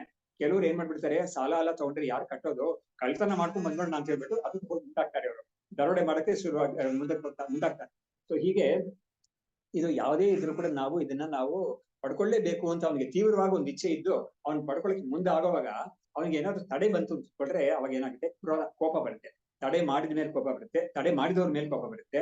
ಹಾಗೆಲ್ಲ ಲೋಕದಲ್ಲಿ ಸೈಕಾಲಜಿ ಹೀಗೆ ವರ್ಕ್ ಆಗೋದು. ಅದೆಲ್ಲ ತುಂಬಾ ಚೆನ್ನಾಗಿ ಚಿತ್ರಣ ಮಾಡಿ ಕೊಟ್ಟಿದ್ದಾರೆ ಗ್ರಂಥಗಳಲ್ಲಿ. ಸೊ ಹೀಗೆ ಕಾಮಕ್ರೋಧ, ಆಮೇಲೆ ಲೋಭ ಮೋಹ ಅಂತ. ಲೋಭ ಅಂತ ಹೇಳಿದ್ರೆ ನನಗೆ ಅದು ಬೇಕು ಅಂತ ಇನ್ನೊಂದು ಬಯಕೆ ಜಾಸ್ತಿ ಇರ್ತಲ್ಲ, ಅದಕ್ಕೆ ಲೋಭ ಅನ್ನೋದು. ಆಮೇಲೆ ಯಾವುದೇ ಒಂದು ಪಡ್ಕೊಂಡಿದ್ದ ವಿಷಯವನ್ನ ಇನ್ನೊಬ್ಬರಿಗೆ ಕೊಟ್ಬಿಡಬಾರ್ದು, ಅದು ಖರ್ಚಾಗಬಾರ್ದು ಅಂತ ಒಂದು ಇರುತ್ತೆ, ಅದನ್ನ ಹೇಗಾದ್ರೂ ಕಾಪಾಡ್ಕೋಬೇಕು ಅಂತ. ಇದೆಲ್ಲ ಲೋಭ ಅನ್ನೋದ್ರಲ್ಲಿ ಸೇರುತ್ತೆ ಅದು. ಮೋಹ ಮೋಹ ಅಂತ ಹೇಳಿದ್ರೆ ಒಂದು ವಿಷಯ ಎಂತದ್ದು ಏನು ಅಂತ ವಿಚಾರ ಮಾಡ್ದೇನೆ ಅದು ಹೀಗಿದೆ ಅಂತ ತೀರ್ಮಾನ ಮಾಡ್ಕೊಂಡು ನಮಗೆ ಕೂಡ ಅದನ್ನ ಯೋಗ್ಯತೆ ಇದೆಯಾ ಅಂತ ವಿಚಾರ ಮಾಡದೆ ಅದಕ್ಕೆ ಮುಂದಾಗೋದು, ಇದನ್ನೆಲ್ಲ ತಮಸ್ಸನ್ನು ತಮೋಗುಣ ಅಂತ ಗೀತೆಯಲ್ಲಿ ಹೇಳಿದ್ದಾರೆ ಅದನ್ನ. ಹಾಗಾಗಿ ಈ ತರ ಕಾಮ, ಕ್ರೋಧ, ಲೋಭ, ಮೋಹ, ಆಮೇಲೆ ವಿಷಾದ. ವಿಷಾದ ಅಂದ್ರೆ ದುಃಖ, ಸಿಗದೆ ಹೋದ್ರೆ ತುಂಬಾ ದುಃಖ ಆಗುತ್ತೆ ಅದು. ಹಾಗಾಗಿ ವಿಷಾದ, ಈ ಮೊದಲನೇ ಅಧ್ಯಾಯಕ್ಕೆ ಗೀತೆಯಲ್ಲಿ ಅರ್ಜುನ ವಿಷಾದ ಯೋಗ ಅಂತಾನೆ ಅದಕ್ಕೆ ಹೆಸರಿಟ್ಟಿದ್ದಾರೆ. ಯಾಕಂದ್ರೆ ಅವ್ರಿಗೆ ತುಂಬಾ ದುಃಖ ಆಗುತ್ತೆ ಇವನ್ನೆಲ್ಲ ನೋಡಿ. ನಮ್ಗೆ ಬಂಧು ಬಳಗರಾಗಿದ್ದಾರೆ ಇವರು, ನಮ್ಮನ್ನೆಲ್ಲ ಅವರು ತೊಡೆಯಲ್ಲಿ ಇಟ್ಕೊಂಡು ನಮ್ಮನ್ನ ಬೆಳೆಸಿದ್ದಾರೆ, ಅಂತವ್ರನ್ನ ನಾನು ಕೊಲ್ಬೇಕಾಗಿದೆಯಲ್ಲ ಇಂಥ ಯುದ್ಧದಲ್ಲಿ ಅಂತ ಹೇಳ್ಬಿಟ್ಟು ಅವನಿಗೆ ತುಂಬಾ ಬೇಸರ ಆಗುತ್ತೆ ಅವನಿಗೆ. ಸೊ ಹಾಗಾಗಿ ಅದು ದೋಷ, ಅದು ವಿಷಾದ ಅಂತ ಒಂದು. ಆಮೇಲೆ ಈರ್ಷ್ಯ. ಈರ್ಷ್ಯ ಅಂದ್ರೆ ನನಗೆ ಇಲ್ಲದೆ ಇರೋ ಒಂದು ವಸ್ತು ಇನ್ನೊಬ್ಬರ ಹತ್ರ ಇದೆ ಅಂತ ಹೇಳಿದ್ರೆ ಅದ್ರ ಮೇಲೆ ಒಂದು ಇವನಿಗೊಂದು ಈ ತರ ಒಂದು ಮನಸ್ಸಲ್ಲಿ ಒಂದು ಬರ್ತೇ ಅದು. ಹಾಗಾಗಿ ಅದ್ರಲ್ಲೂ ಕೂಡ ಯಾವ್ಯಾವ ತರ ಹೋಗುತ್ತೆ ಅಂತ ಹೇಳಿದ್ರೆ, ನನಗ್ ಸಿಕ್ತೆ ಹೋದ್ರೂ ಪರವಾಗಿಲ್ಲ, ಅವ್ರು ಸಿಗ್ಬಾರ್ದು ಅಂತ. ಹಾಗಾಗಿ ಅದನ್ನ ಇವನು ತಡೆ ಮಾಡಕ್ಕೆ ಪ್ರಯತ್ನ ಮಾಡ್ತಾನೆ. ನನಗ್ ಸಿಗದೆ ಹೋದ್ರೆ ಈಗ ಹೋಗ್ಲಿ ಬಿಡು, ಆದ್ರೆ ಅವ್ರಿಗೆ ಸಿಗ್ಬಾರ್ದು ಅಂತ ನೋಡಕ್ಕೆ ಇವನು ಮಾಡ್ತಾನೆ. ಸೊ ಇದೆಲ್ಲ ಈರ್ಷಾ, ಜಲಸಿ, ಎನ್ವಿ ಅಂತೆಲ್ಲ ಹೇಳ್ತೀವಲ್ಲ, ಆ ರೀತಿ ಕೋಟಿಗೆ ಬರುತ್ತೆ ಇದು. ಹೀಗೆ ಆಮೇಲೆ ಭಯ, ಇಂಥದೆಲ್ಲ ಇರುತ್ತೆ. ಭಯ ಅನ್ನೋದು ಖಂಡಿತ ಎಲ್ಲರಿಗೂ ಇದ್ದೇ ಇರುತ್ತೆ ಅದು. ಹಾಗೆ ಇಂಥದೆಲ್ಲ ಇದಕ್ಕೆ ಮನಸ್ಸಿಗೆ ಇರುತ್ತೆ ಇದು. ಏ ಸಂತಿ ಏತೈಹಿ ಗ್ರಸ್ತ ಚಿತ್ತೆ ಭೋಗಿನಃ ಕಿಂ ಸುಖಂ ಭವೇತ್. ಈ ತರ ಒಂದು ಭೋಗದ ಒಂದು ಭೋಗಿಯಾಗಿದ್ದಾರಲ್ಲ, ಅವನ ಮನಸ್ಸಿನಲ್ಲಿ ಇಂಥ ಒಂದು ದೋಷಗಳೆಲ್ಲ ಇರುವಾಗ ಅವನು ಏನ್ ತಾನು ಭೋಗ ನಿಜವಾಗಿ ಮಾಡಕ್ಕಾಗುತ್ತೋ ಅಂತ. ಇವಾಗ ನೋಡಿ, ಇಲ್ಲೂ ಕೂಡ ನಮ್ಗೆ ಗೊತ್ತಾಗುತ್ತೆ, ಯಾವುದೇ ಒಂದು ಭೋಗವನ್ನ ಒಬ್ಬ ತನಗೆ ಯೋಗ್ಯತೆ ಇಲ್ಲ, ತನಗೆ ಕಳ್ತನ ಮಾಡಿದ ವಸ್ತುವನ್ನ ಇವನು ಭೋಗ ಮಾಡಕ್ ಶುರು ಮಾಡಿದ್ರೆ ಭಯ ಇರುತ್ತೆ ಖಂಡಿತ. ಯಾವತ್ತು ಯಾರು ಕಂಡಿಡಿತಾರೋ, ಯಾವಾಗ ನಮ್ಮನ್ನ ಕೇಳ್ಕೊಂಡು ಹೋಗ್ತಾರೋ ಅಂತ ಒಂದು ಭಯ ಇರುತ್ತೆ ಅದು. ಸೊ ಹೀಗೆ ಭಯ ಅನ್ನೋದು ಖಂಡಿತ ಇದ್ದೇ ಇರುತ್ತೆ ಅದು. ಆಮೇಲೆ ಬೇರೆ ದೋಷಗಳು ಇದ್ದೇ ಇರುತ್ತೆ. ಯಾಕಂದ್ರೆ ಆ ಪಡ್ಕೊಂಡಿರೋ ವಸ್ತು ಸರಿಯಾಗಿ ಇವನಿಗೆ ಯೋಗ್ಯತೆ ಇಲ್ದೇ ಹೋದ್ರೆ, ಯೋಗ್ಯತೆಗೆ ತಕ್ಕನಾಗಿ ಇಲ್ದೇ ಹೋದ್ರೆ ಅದು ಯಾವಾಗ ಹೋಗ್ಬಿಡ್ತೋ ನಮ್ ಕೈಯಿಂದ, ಯಾವಾಗ ಅದು ಖರ್ಚಾಗೋಗ್ಬಿಟ್ಟೋ ಅಂತ ಒಂದು ಭಯ ಇರುತ್ತೆ. ಅದಕ್ಕೆ ಇವರು ವಿದ್ಯಾರಣ್ಯರೇನೆ ಅವ್ರ ಪಂಚದಶಿಯಲ್ಲಿ ಹೇಳಿದ್ದಾರೆ,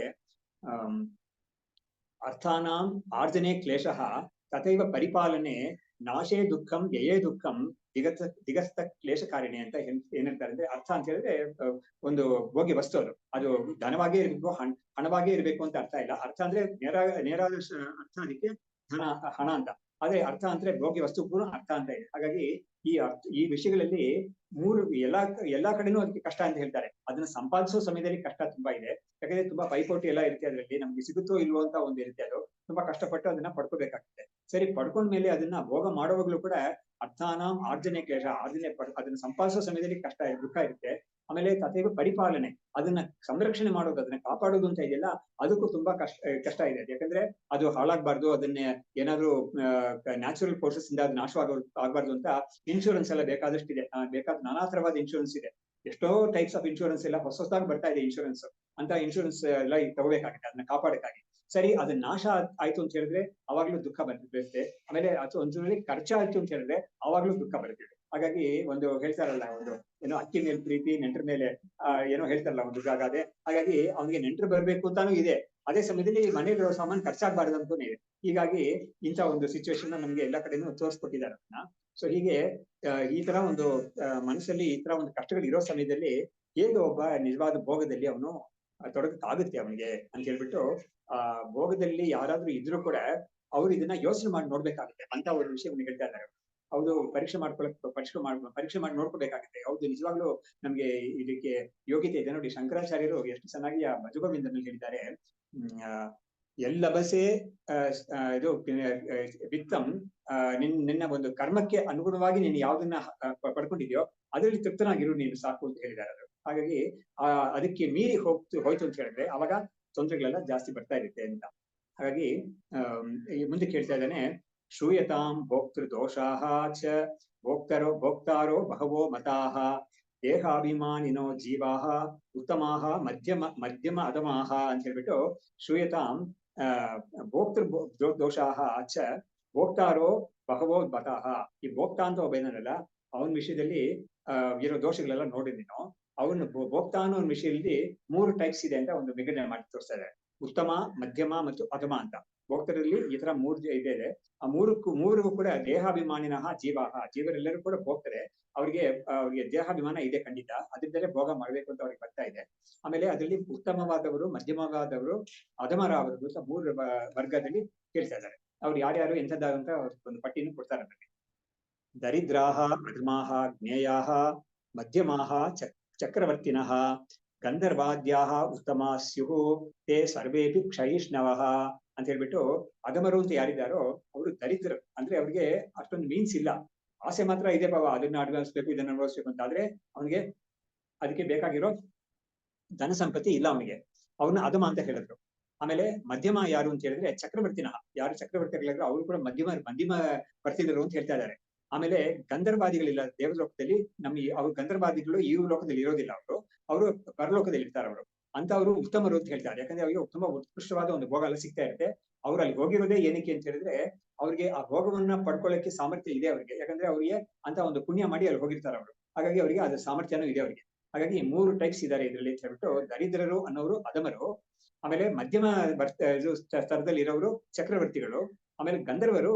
ನೋಡಿ ಚಕ್ರವರ್ತಿ ಅಂತ ಹೇಳಿದಾಗ ಏನಾಯ್ತು ಅಂತ ಹೇಳಿದ್ರೆ ಈ ಲೋಕದಲ್ಲಿ, ಈ ಭೂಲೋಕದಲ್ಲಿ, ಮನುಷ್ಯ ಲೋಕದಲ್ಲಿ ಯಾರು ಹೈಯೆಸ್ಟ್ ಭೋಗ ಪಡ್ಕೋಬಹುದು ಅಂತ ಅವರು ಚಕ್ರವರ್ತಿ ಅಂತ ಹೇಳಿದ್ರು. ಈ ಚಕ್ರವರ್ತಿ ಅಂತ ಹೇಳಿದಾಗ ನಮ್ಗೆ ನೋಡಿ ಅವ್ರನ್ನ ಮಧ್ಯಮ ಅಂತ ಹೇಳಿದ್ದಾರೆ. ನಮ್ಮ ತೈತಿರಿ ಉಪನಿಷತ್ತಲ್ಲಿ ಆನಂದ ಮೀಮಾಂಸಾ ಅಂತ ಒಂದು ಬರುತ್ತೆ. ಅದರಲ್ಲಿ ಮೊಟ್ಟ ಮೊದಲು ಮನುಷ್ಯ ಆನಂದ ಏನು ಅಂತ ಅದಕ್ಕೊಂದು ಸಣ್ಣ ಡೆಫಿನೇಷನ್ ಕೊಡ್ತಾರೆ. ಅಲ್ಲಿ ತಸ್ಯೇಯಂ ಪೃಥಿವಿ ವಿತ್ತಸ್ಯ ಪೂರ್ಣಾ ಸ್ಯಾತ್ ಆಶಿಷ್ಟೋ ದೃಢಿಷ್ಟೋ ಬಲಿಷ್ಠ ಅಂತ ಬರ್ತದೆ. ನೋಡಿ ಅವನಿಗೆ ಯುವ ಸ್ಯಾತ್ ಸಾಧು ಯುವ ಅಧ್ಯಾಯಕಃ, ಆಶಿಷ್ಟೋ ದೃಢಿಷ್ಟೋ ಬಲಿಷ್ಠ.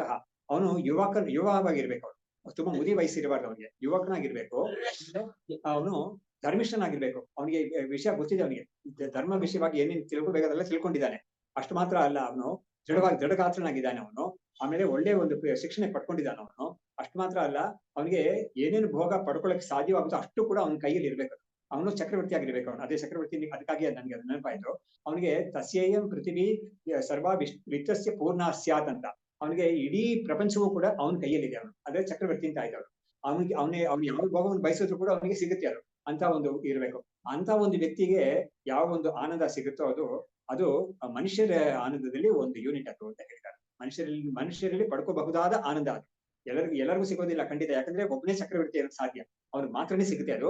ಅಲ್ಲೂ ಕೂಡ ಎಷ್ಟೊಂದು ಕ್ವಾಲಿಫಿಕೇಶನ್ಸ್ ಹಾಕಿದ್ದಾರೆ ನೋಡಿ. ಅವನು ಯುವಕನಾಗಿರ್ಬೇಕು, ಆಮೇಲೆ ಅವನಿಗೆ ಧರ್ಮಿಷ್ಠನಾಗಿರ್ಬೇಕು, ಆಮೇಲೆ ಒಳ್ಳೆ ಶಿಕ್ಷಣ ಪಡ್ಕೊಂಡಿರ್ಬೇಕು, ದೃಢಗಾತ್ರನಾಗಿರ್ಬೇಕು. ಯುವಕನಾಗಿದ್ದು ಇದೆಲ್ಲ ಇದ್ರೂ ಕೂಡ ಆರೋಗ್ಯ ಇಲ್ಲದೆ ಹೋದ್ರೆ ಏನ್ ಪ್ರಯೋಜನ, ಭೋಗ ಮಾಡಕ್ ಆಗೋದೇ ಇಲ್ಲ. ಅಂತ ಅವನಿಗೆ ಇಷ್ಟೆಲ್ಲ ಭೋಗ ಅವನ ಕೈಯಲ್ಲಿ ಇರ್ಬೇಕು. ಅಂತ ಅವನಿಗೆ ಯಾರಿದ್ದಾನೋ ಅವನಿಗೆ ಮನುಷ್ಯರಲ್ಲಿ ಆನಂದ, ಅವನಿಗೆ ಉತ್ತಮವಾದ ಆನಂದ ಅಂತ ಹೇಳಿದ್ದಾರೆ. ಇಲ್ಲಿ ಅವ್ರನ್ನ ಏನ್ ಮಾಡ್ತಾ ಇದಾರೆ, ಮಧ್ಯಮ ಕೋಟಿಗೆ ಸೇರಿಸ್ಬಿಟ್ರು. ಯಾಕಂದ್ರೆ ಮನುಷ್ಯ ಲೋಕಕ್ಕಿಂತ ಬೇರೆ ಲೋಕಗಳಿದೆಯಲ್ಲ, ಉತ್ತಮವಾದ ಲೋಕಗಳು, ಅಲ್ಲಿ ಇನ್ನೂ ಜಾಸ್ತಿ ಆನಂದ ಸಿಗುತ್ತೆ. ಹಾಗಾಗಿ ಗಂಧರ್ವರನ್ನ ಅಲ್ಲಿ ಸೇರಿಸ್ಬಿಟ್ರು ಅವರು. ಗಂಧರ್ವರನ್ನೇ ಉತ್ತಮವಾದ ಭೋಗವನ್ನ ಅವರೇ ಅನುಭವಿಸೋರು ಅಂತ ಹೇಳ್ಬಿಟ್ಟು, ಉತ್ತಮವಾದ ಭೋಗ್ತಾರು ಅವರೇ ಅಂತ ಹೇಳ್ತಾರೆ. ತೇ ಸರ್ವೇಪಿ ಕ್ಷೈಷ್ಣವಃ. ಈ 3 ಕ್ಯಾಟಗರೀಸ್ ಹೇಳಿದ್ರಲ್ಲ, ಆ 3 ಕ್ಯಾಟಗರೀಸ್ ಕೂಡ ನಾಶ ಆಗೋರೇನೆ ಅವರು. ಅವ್ರು ಯಾರು ಶಾಶ್ವತವಾಗಿ ಇರೋಕ್ ಸಾಧ್ಯವಿಲ್ಲ. ಅವರು 3 ಕ್ಯಾಟಗರೀಸು ನಾಶವಾಗೋರೇನೆ ಅಂತ. ಉತ್ಪನ್ನ ಧ್ವಂಸಿನೋ ಯದ್ವತ್ ದಂಶ ಮಶಕಾದಯ ತಥೈವ ಸರ್ವಭೋಕ್ತಾರೋ ಮ್ರಿಯಂತೆ ಸ್ವಾಯುಷ ಕ್ಷಯೇ. ಇವಾಗ ನಮ್ಮ ಪ್ರಾಣಿ ಪಕ್ಷಿಗಳಲ್ಲಿ ಒಂದು ಕ್ಯಾಟಗರಿ ಇದೆ. ಅದು ಎಂತದ್ದು ಅಂತ ಹೇಳಿದ್ರೆ, ನಾವು ನೋಡಿರ್ತೀವಿ ಈ ಮಳೆಗಾಲದಲ್ಲಿ ಸಾಯಂಕಾಲದ ಆಗಿದ ತಕ್ಷಣ ಏನ್ ಮಾಡುತ್ತೆ, ಒಂದು ಹುಳುಗಳು ಬರುತ್ತೆ ಆಚೆಗೆ, ದೀಪದ ಹುಳು ಅಂತ ಹೇಳ್ತಾರೆ ಕೆಲವರು. ಆದ್ರೆ ಏನೇ ಆದ್ರೂ ಕೂಡ ಅದು ನಾವು ಎಲ್ಲರೂ ನೋಡಿರ್ತೀವಿ ಅದನ್ನ. ಅದು ಉತ್ಪತ್ತಿಯಾಗಿ ಭೂಮಿಯಿಂದ ಉತ್ಪತ್ತಿಯಾಗಿ ಬರುತ್ತೆ, ಅದು ಒಂದು ಸೂತಿಂದ ಬರುತ್ತೆ, ಎಲ್ಲವೂ ಏನು ಸಾವಿರಾರು ಲಕ್ಷಾಂತರ ಬರುತ್ತೆ ಆಚೆಗೆ ಬಂದು. ಒಂದು ಸ್ವಲ್ಪ ಹೊತ್ತು ಒಂದು ಅರ್ಧ ಗಂಟೆ 3/4 ಗಂಟೆ ಅಷ್ಟೊತ್ತಿಗೆ ಅದು ಏನಾಗುತ್ತೆ, ರೆಕ್ಕೆಗಳೆಲ್ಲ ಬಿದ್ದೋಗುತ್ತೆ. ಅದು ಬಿದ್ದೋದ್ಮೇಲೆ ಅದಕ್ಕೆ ಹಾರಕ್ ಆಗೋದಿಲ್ಲ. ಅದನ್ನ ತಿನ್ನಕ್ಕೆ ಅಂತ ಇದು ಕಪ್ಪೆ, ಆಮೇಲೆ ಹಲ್ಲಿ ಇವೆಲ್ಲ ಕಾಯ್ತಾ ಇರುತ್ತೆ, ಅವುಗಳು ಅದಕ್ಕೆ ತಿನ್ಬೇಕು ಅಂತ. ಆಮೇಲೆ ಸಂಜೆ ಹೊತ್ತಲ್ಲಿ ಪಕ್ಷಿಗಳು ಇಲ್ದೇ ಹೋದ್ರು ಕೂಡ ಈ ಕಪ್ಪೆಗಳು, ಇಲಿಗಳ ಹಲ್ಲಿ ಇದೆಲ್ಲ ತಿಂದೇ ಬಿಟ್ಟಿರ್ತಲ್ಲ ಅಂತದನ್ನ ಬೆಳಿಗ್ಗೆ ತಿನ್ನಕ್ಕೆ ಪಕ್ಷಿಗಳೆಲ್ಲ ಬರುತ್ತೆ. ಹಾಗಾಗಿ ಇಂಥದಕ್ಕೆ ಜಾಯಸ್ವ ಮಿರಿಯಸ್ವ ಅಂತ ಒಂದು ಕ್ಯಾಟಗರಿಯಲ್ಲಿ ಹಾಕಿದ್ದಾರೆ. ವೇದಾಂತದಲ್ಲಿ ಬರುತ್ತೆ, ಚಾಂದೋಗ್ಯ ಬರುತ್ತೆ. ಅದು ಜಾಯಸ್ವ ಮಿರಿಯಸ್ವ, ಹುಟ್ಟು ಸಾಯಿ ಅಷ್ಟೇನೆ. ಅವುಗಳಿಗೆ ಜೀವನ ಅನ್ನೋದು ಇರೋದೇ ಇಲ್ಲ. ಒಂದು ಅರ್ಧ ಗಂಟೆ ಒಂದು ನಿಮಿಷ ಮಾತ್ರ ಅದಕ್ಕೆ ಜೀವ ಇರೋದು. ಹಾಗಾಗಿ ಇಂಥ ಒಂದು ಇದು ಸ್ಥಿತಿ ಅವುಗಳಿಗಿರುತ್ತೆ. ಒಬ್ಬ ಒಳ್ಳೆ ಕರ್ಮಗಳೆಲ್ಲ ಮಾಡಿ ಒಳ್ಳೊಳ್ಳೆ ಲೋಕಗಳಿಗೆ ಹೋಗದೆ ಇರೋನು ಇಂತಹ ಒಂದು ಪ್ರಾಣಿಗಳಾಗಿ, ಇಂತಹ ಒಂದು ಕೀಟಗಳಾಗಿ ಹುಟ್ಟುತ್ತಾನೆ ಅಂತ ಅಲ್ಲಿ ಹೇಳಿದ್ದಾರೆ. ಸೊ ಹೀಗೆ ಅದನ್ನೇ ಉದಾಹರಣೆ ಇಟ್ಕೊಂಡು ಹೇಳ್ತಾ ಇದ್ದಾರೆ. ಉತ್ಪನ್ನ ಧ್ವಂಸಿನಃ, ಉತ್ಪತ್ತಿ ಆಗಿದ ತಕ್ಷಣ ಅವುಗಳು ಸತ್ತೋಗ್ಬಿಡ್ತವೆ. ಅವುಗಳು ಯಾವುದು ಅಂತ ಹೇಳಿದ್ರೆ ಇದು ಈ ಸೊಳ್ಳೆ, ಆಮೇಲೆ ಇಂಥ ಒಂದು ಸಣ್ಣ ಇದೆಲ್ಲ ಇದೆ, ಇಲಿನೂ ಸೇರಿಸ್ಕೊಂಡಿದ್ದಾರೆ ಇದರಲ್ಲಿ. ಸೊ ಇವುಗಳ ಒಂದು ಸ್ಥಿತಿ ಎಂತದ್ದು ಅಂದ್ರೆ, ಅವುಗಳು ಉತ್ಪತ್ತಿ ಆಗೋದು, ನಾಶವಾಗೋದು, ಇದೇ ಇವುಗಳ ಸ್ಥಿತಿ ಆಗಿರುತ್ತೆ ಅಂತ ಹೇಳಿದ್ರು. ಅಂತ ಹಾಗೇನೆ ತಥಾ ಏವ ಸರ್ವಭೋಕ್ತಾರೋ ಮ್ರಿಯಂತೆ ಸ್ವ ಆಯುಕ್ಷಯೇ. ಇದೇ ತರನೇ ಎಲ್ಲಾ ಭೋಕ್ತರು ಕೂಡ ಅವರು ಸತ್ತೋಗ್ತಾರೆ. ಅವರ ಆಯುಸ್ಸು ಯಾವಾಗ ಮುಗಿಯುತ್ತೋ ಅವಾಗ ಎಲ್ಲರೂ ಕೂಡ ಸಾವನ್ನ ಅಪ್ಪಬೇಕಾಗುತ್ತೆ ಅಂತ. ಸೊ ಹೀಗಾಗಿ ಇಂಥ ಒಂದು ವಿಷಯ ಎಲ್ಲರಿಗೂ ಕೂಡ ಯಾರು ಕೂಡ ಇದರಿಂದ ತಪ್ಪಿಸ್ಕೊಳಕ್ ಆಗುದೇ ಇಲ್ಲ. ಅವ್ರು ಎಂಥವರಾಗಿದ್ರು ಕೂಡ ಅವ್ರಿಗೆ ಈ ಮುಕ್ತಾಯ ಅಂತ ಒಂದು ಬಂದೇ ಬರುತ್ತೆ ಅವ್ರಿಗೆ. ಯಾಕಂದ್ರೆ ಯಾರ್ಯಾರಿಗೆ ಶರೀರ ಇದೆಯೋ, ಶರೀರ ಇದ್ದವ್ರಿಗೆಲ್ಲ ಖಂಡಿತ ಅವ್ರಿಗೆ ಒಂದು ಮುಕ್ತಾಯ ಬಂದೇ ಬರುತ್ತೆ ಅದು. ಸರಿ, ಶರೀರ ಅನ್ನೋದು ಒಂದು ವೇಳೆ ಒಂದು ದೇವತಾ ಶರೀರ ಅವನಿಗೆ ಬಂದಿದ್ರು ಕೂಡ ಅದರಲ್ಲೂ ಒಂದು ಮುಕ್ತಾಯ ಬರುತ್ತೆ. ಸರಿ, ಮನುಷ್ಯ ಶರೀರದಲ್ಲೇ ಒಂದು ಚಕ್ರವರ್ತಿ ಶರೀರ ಸಿಕ್ಕಿದ್ರು ಕೂಡ ಅದಕ್ಕೂ ಮುಕ್ತಾಯ ಬರುತ್ತೆ. ಸರಿ, ಸಾಮಾನ್ಯವಾಗಿ ದರಿದ್ರರು ಅಂತ ಹೇಳಿದ್ರಲ್ಲ, ಅವ್ರಿಗೂ ಕೂಡ ಮುಕ್ತಾಯ ಬರುತ್ತೆ. ಹಾಗಾಗಿ ಶರೀರವನ್ನು ಯಾರು ಪಡ್ಕೊಂಡಿದ್ದಾರೋ ಅವ್ರಿಗೆ ಖಂಡಿತ ಮುಕ್ತಾಯ ಅಂತ ಬರುತ್ತೆ. ಅವಾಗ ಏನಾಯ್ತು, ಶರೀರವೇ ಭೋಗಕ್ಕೆ ಬೇಕಾಗಿರೋ ಒಂದು ಮುಖ್ಯವಾದ ಸಾಧನ ಅಂತ ಬಂತು. ಅವಾಗ ಅದೇ ಹೋಗ್ಬಿಡ್ತು ಅಂತ ಹೇಳಿದ್ರೆ ಇನ್ನೇನು ಭೋಗ ಇದೆ. ಹಾಗಾಗಿ ಇದು ಶಾಶ್ವತವಲ್ಲ ಅಂತ ತೋರ್ಸಕ್ಕಾಗಿ ಈ ಭಾಗವನ್ನು ಹೇಳಿದ್ರು. ಆಮೇಲೆ ಮುಂದಕ್ಕೆ ಭೋಕ್ತಾನ ಮ್ರಿಯತೆ ಕಿಂತು ದೇಹ ಏವ ಇತಿ ಚೇತ್ ಶೃಣು ದೇಹಸ್ಥಸ್ಯೈವ ತಸ್ಯೈವ ಭೋಕ್ತೃತ್ವಂ ತತ್ ನಶ್ಯೇತ್ ವಪುಷಾ ಸಹ. ಇವಾಗ ಯಾರಾದ್ರೂ ಒಂದು ಪ್ರಶ್ನೆ ಮಾಡ್ಬೋದು, ಇಲ್ಲ ಭೋಕ್ತ ಅಂತ ಒಬ್ಬ ಇದ್ದಾನಲ್ಲ ಶರೀರದಲ್ಲಿ, ಅವನು ಸಾಯೋದಿಲ್ಲ, ಶರೀರ ಮಾತ್ರನೇ ಸಾಯೋದು ಅಂತ ನೀನೇನಾದ್ರು ಹೇಳಿದ್ರೆ ಅದಕ್ಕೆ ನಾನು ಉತ್ತರ ಕೊಡ್ತೀನಿ ಅಂತ ಹೇಳ್ತಾರೆ. ಏನ್ ಉತ್ತರ ಕೊಡ್ತಾರೆ ಅಂದ್ರೆ, ದೇಹಸ್ಥಸ್ಯೈವ ಭೋಕ್ತೃತ್ವಂ, ಭೋಕ್ತ ಅಂತ ಒಬ್ಬನ ನೀನು ಶರೀರದಿಂದ ನೀನು ಬಿಡಿಸಿ ಹೇಳಕ್ ಆಗೋದೇ ಇಲ್ಲ. ಹಾಗಾಗಿ ಅವನ್ನ ಯಾವಾಗ ನಾವು ಭೋಕ್ತ ಅಂತ ಹೇಳ್ತೀವಿ, ಶರೀರ ಸಂಬಂಧ ಇರುವಾಗ್ಲೇನೆ ಭೋಕ್ತ ಅಂತ ಹೇಳ್ತೀವಿ. ಅದಕ್ಕೇನೆ ಅಲ್ಲಿ ಡೆಫಿನಿಷನ್ ಕೊಟ್ಟಿರೋದೇನು ಕಠೋಪನಿಷದಲ್ಲಿ, ಆತ್ಮೇಂದ್ರಿಯ ಮನೋಯುಕ್ತಂ ಭೋಕ್ತೆ ತ್ಯಾಗು ಮನುಷ್ಯನಃ. ಅಲ್ಲಿ ಆತ್ಮ ಅಂದ್ರೆ ಶರೀರ, ಸ್ಥೂಲ ಶರೀರ. ಸೊ ಶರೀರ ಇರ್ಬೇಕು, ಮನಸ್ಸು ಇರ್ಬೇಕು, ಇಂದ್ರಿಯಗಳೆಲ್ಲ ಇರ್ಬೇಕು. ಇಂಥವನ್ನ ನಾವು ಭೋಕ್ತ ಅಂತ ಹೇಳ್ತೀವಿ. ಈ ಮೂರು ಇರ್ಬೇಕು ಅಂತವನ್ನ ಭೋಕ್ತ ಅಂತ ಹೇಳ್ತೀವಿ. ಹಾಗಾಗಿ ಶರೀರ ಇಲ್ಲ, ಭೋಗ್ತಾ ಇದ್ದಾನೆ ಅಂತ ಹೇಳಿದ್ರೆ ಅದಕ್ಕೆ ನಾವು ಒಪ್ಕೊಳಕ್ ಆಗುದಿಲ್ಲ. ಏನ್ ಹೇಳ್ಬೋದು ಬಹುಶಃ ಅಂತ ಹೇಳಿದ್ರೆ, ಒಬ್ಬ ತೀರ್ಕೊಂಡ್ಬಿಟ್ಟಿದ್ದಾನೆ, ಶರೀರ ಅದು ಸತ್ತೋಗಿದೆ. ಆದ್ರೆ ಆ ಸೂಕ್ಷ್ಮ ಶರೀರ ಅಂತ ಒಂದು ಇದೆಯಲ್ಲ, ಜೀವ ಅಂತ ಇದೆಯಲ್ಲ, ಅದನ್ನ ನಾವು ಕರ್ತೃತ್ವ ಭೋಕ್ತೃತ್ವ ಅದ್ರಲ್ಲಿ ಇದೆ ಅಂತ ನಾವು ಹೇಳ್ಬಿಟ್ಟು ಪೊಟೆನ್ಶಿಯಲ್ ಭೋಕ್ತೃತ್ವ ಅದ್ರಲ್ಲಿದೆ. ಸೂಕ್ಷ್ಮ ಶರೀರದಲ್ಲಿ ಪೊಟೆನ್ಶಿಯಲ್ ಭೋಕ್ತೃತ್ವ ಇದೆ. ಅಲ್ಲೂ ಕೂಡ ಏನಾಗಿದೆ ಅಂದ್ರೆ, ಅಲ್ಲಿ ಶಂಕರಾಚಾರ್ಯರು ಹೇಳಿದ್ದಾರೆ, ಇದರಲ್ಲಿ ಬ್ರಹ್ಮಸೂತ್ರ ಭಾಷೆ ಅಂತ ಕಡೆ ಎಲ್ಲ ಹೇಳಿದ್ದಾರೆ. ಏನು ಅಂದ್ರೆ, ಈ ಶರೀರ ಒಬ್ಬ ತೀರ್ಕೊಂಡ್ಮೇಲೆ ಈ ಶರೀರವನ್ನು ಬಿಟ್ಟು ಈ ಸೂಕ್ಷ್ಮ ಶರೀರ ಆಚೆ ಹೋಗುತ್ತೆ. ಆ ಸೂಕ್ಷ್ಮ ಶರೀರ ಆಚೆ ಹೋಗ್ಬಿಟ್ಟು ಅದು ಇನ್ನೊಂದು ಸ್ಥೂಲ ಶರೀರನ ಪಡ್ಕೊಳ್ತಲ್ಲ, ಆ ಪಡ್ಕೊಳ್ಳೋವರೆಗೂ ಅದಕ್ಕೆ ಯಾವುದೇ ರೀತಿಯಾದ ಭೋಗ ಇರೋದೇ ಇಲ್ಲ. ಅದಕ್ಕೆ ಒಂದು ಕೋಮಲ್ಲಿರೋ ತರ ಇರುತ್ತೆ ಅದಷ್ಟೇನೆ. ಅದನ್ನು ಕೂಡ ಏನು, ಅದು ತಾನಾಗೆ ಹೋಗಕ್ ಆಗಲ್ಲ ಎಲ್ಲೂ ಕೂಡ. ಅದು ಎಲ್ಲಿಗೆ ಹೋಗ್ತಾ ಇದೀವಿ ಅಂತ ಅನ್ನೋದು ಗೊತ್ತಿರಲ್ಲ. ಆತರ ಚಿಂತನೆ ಭಾವನೆ ಅದೆಲ್ಲ ಯಾವ್ದೋ ಬರೋಕೆ ಸಾಧ್ಯ ಇಲ್ಲ. ಆದ್ರೆ ಶರೀರದಿಂದ ಆಚೆ ಬಂದಿದೆ.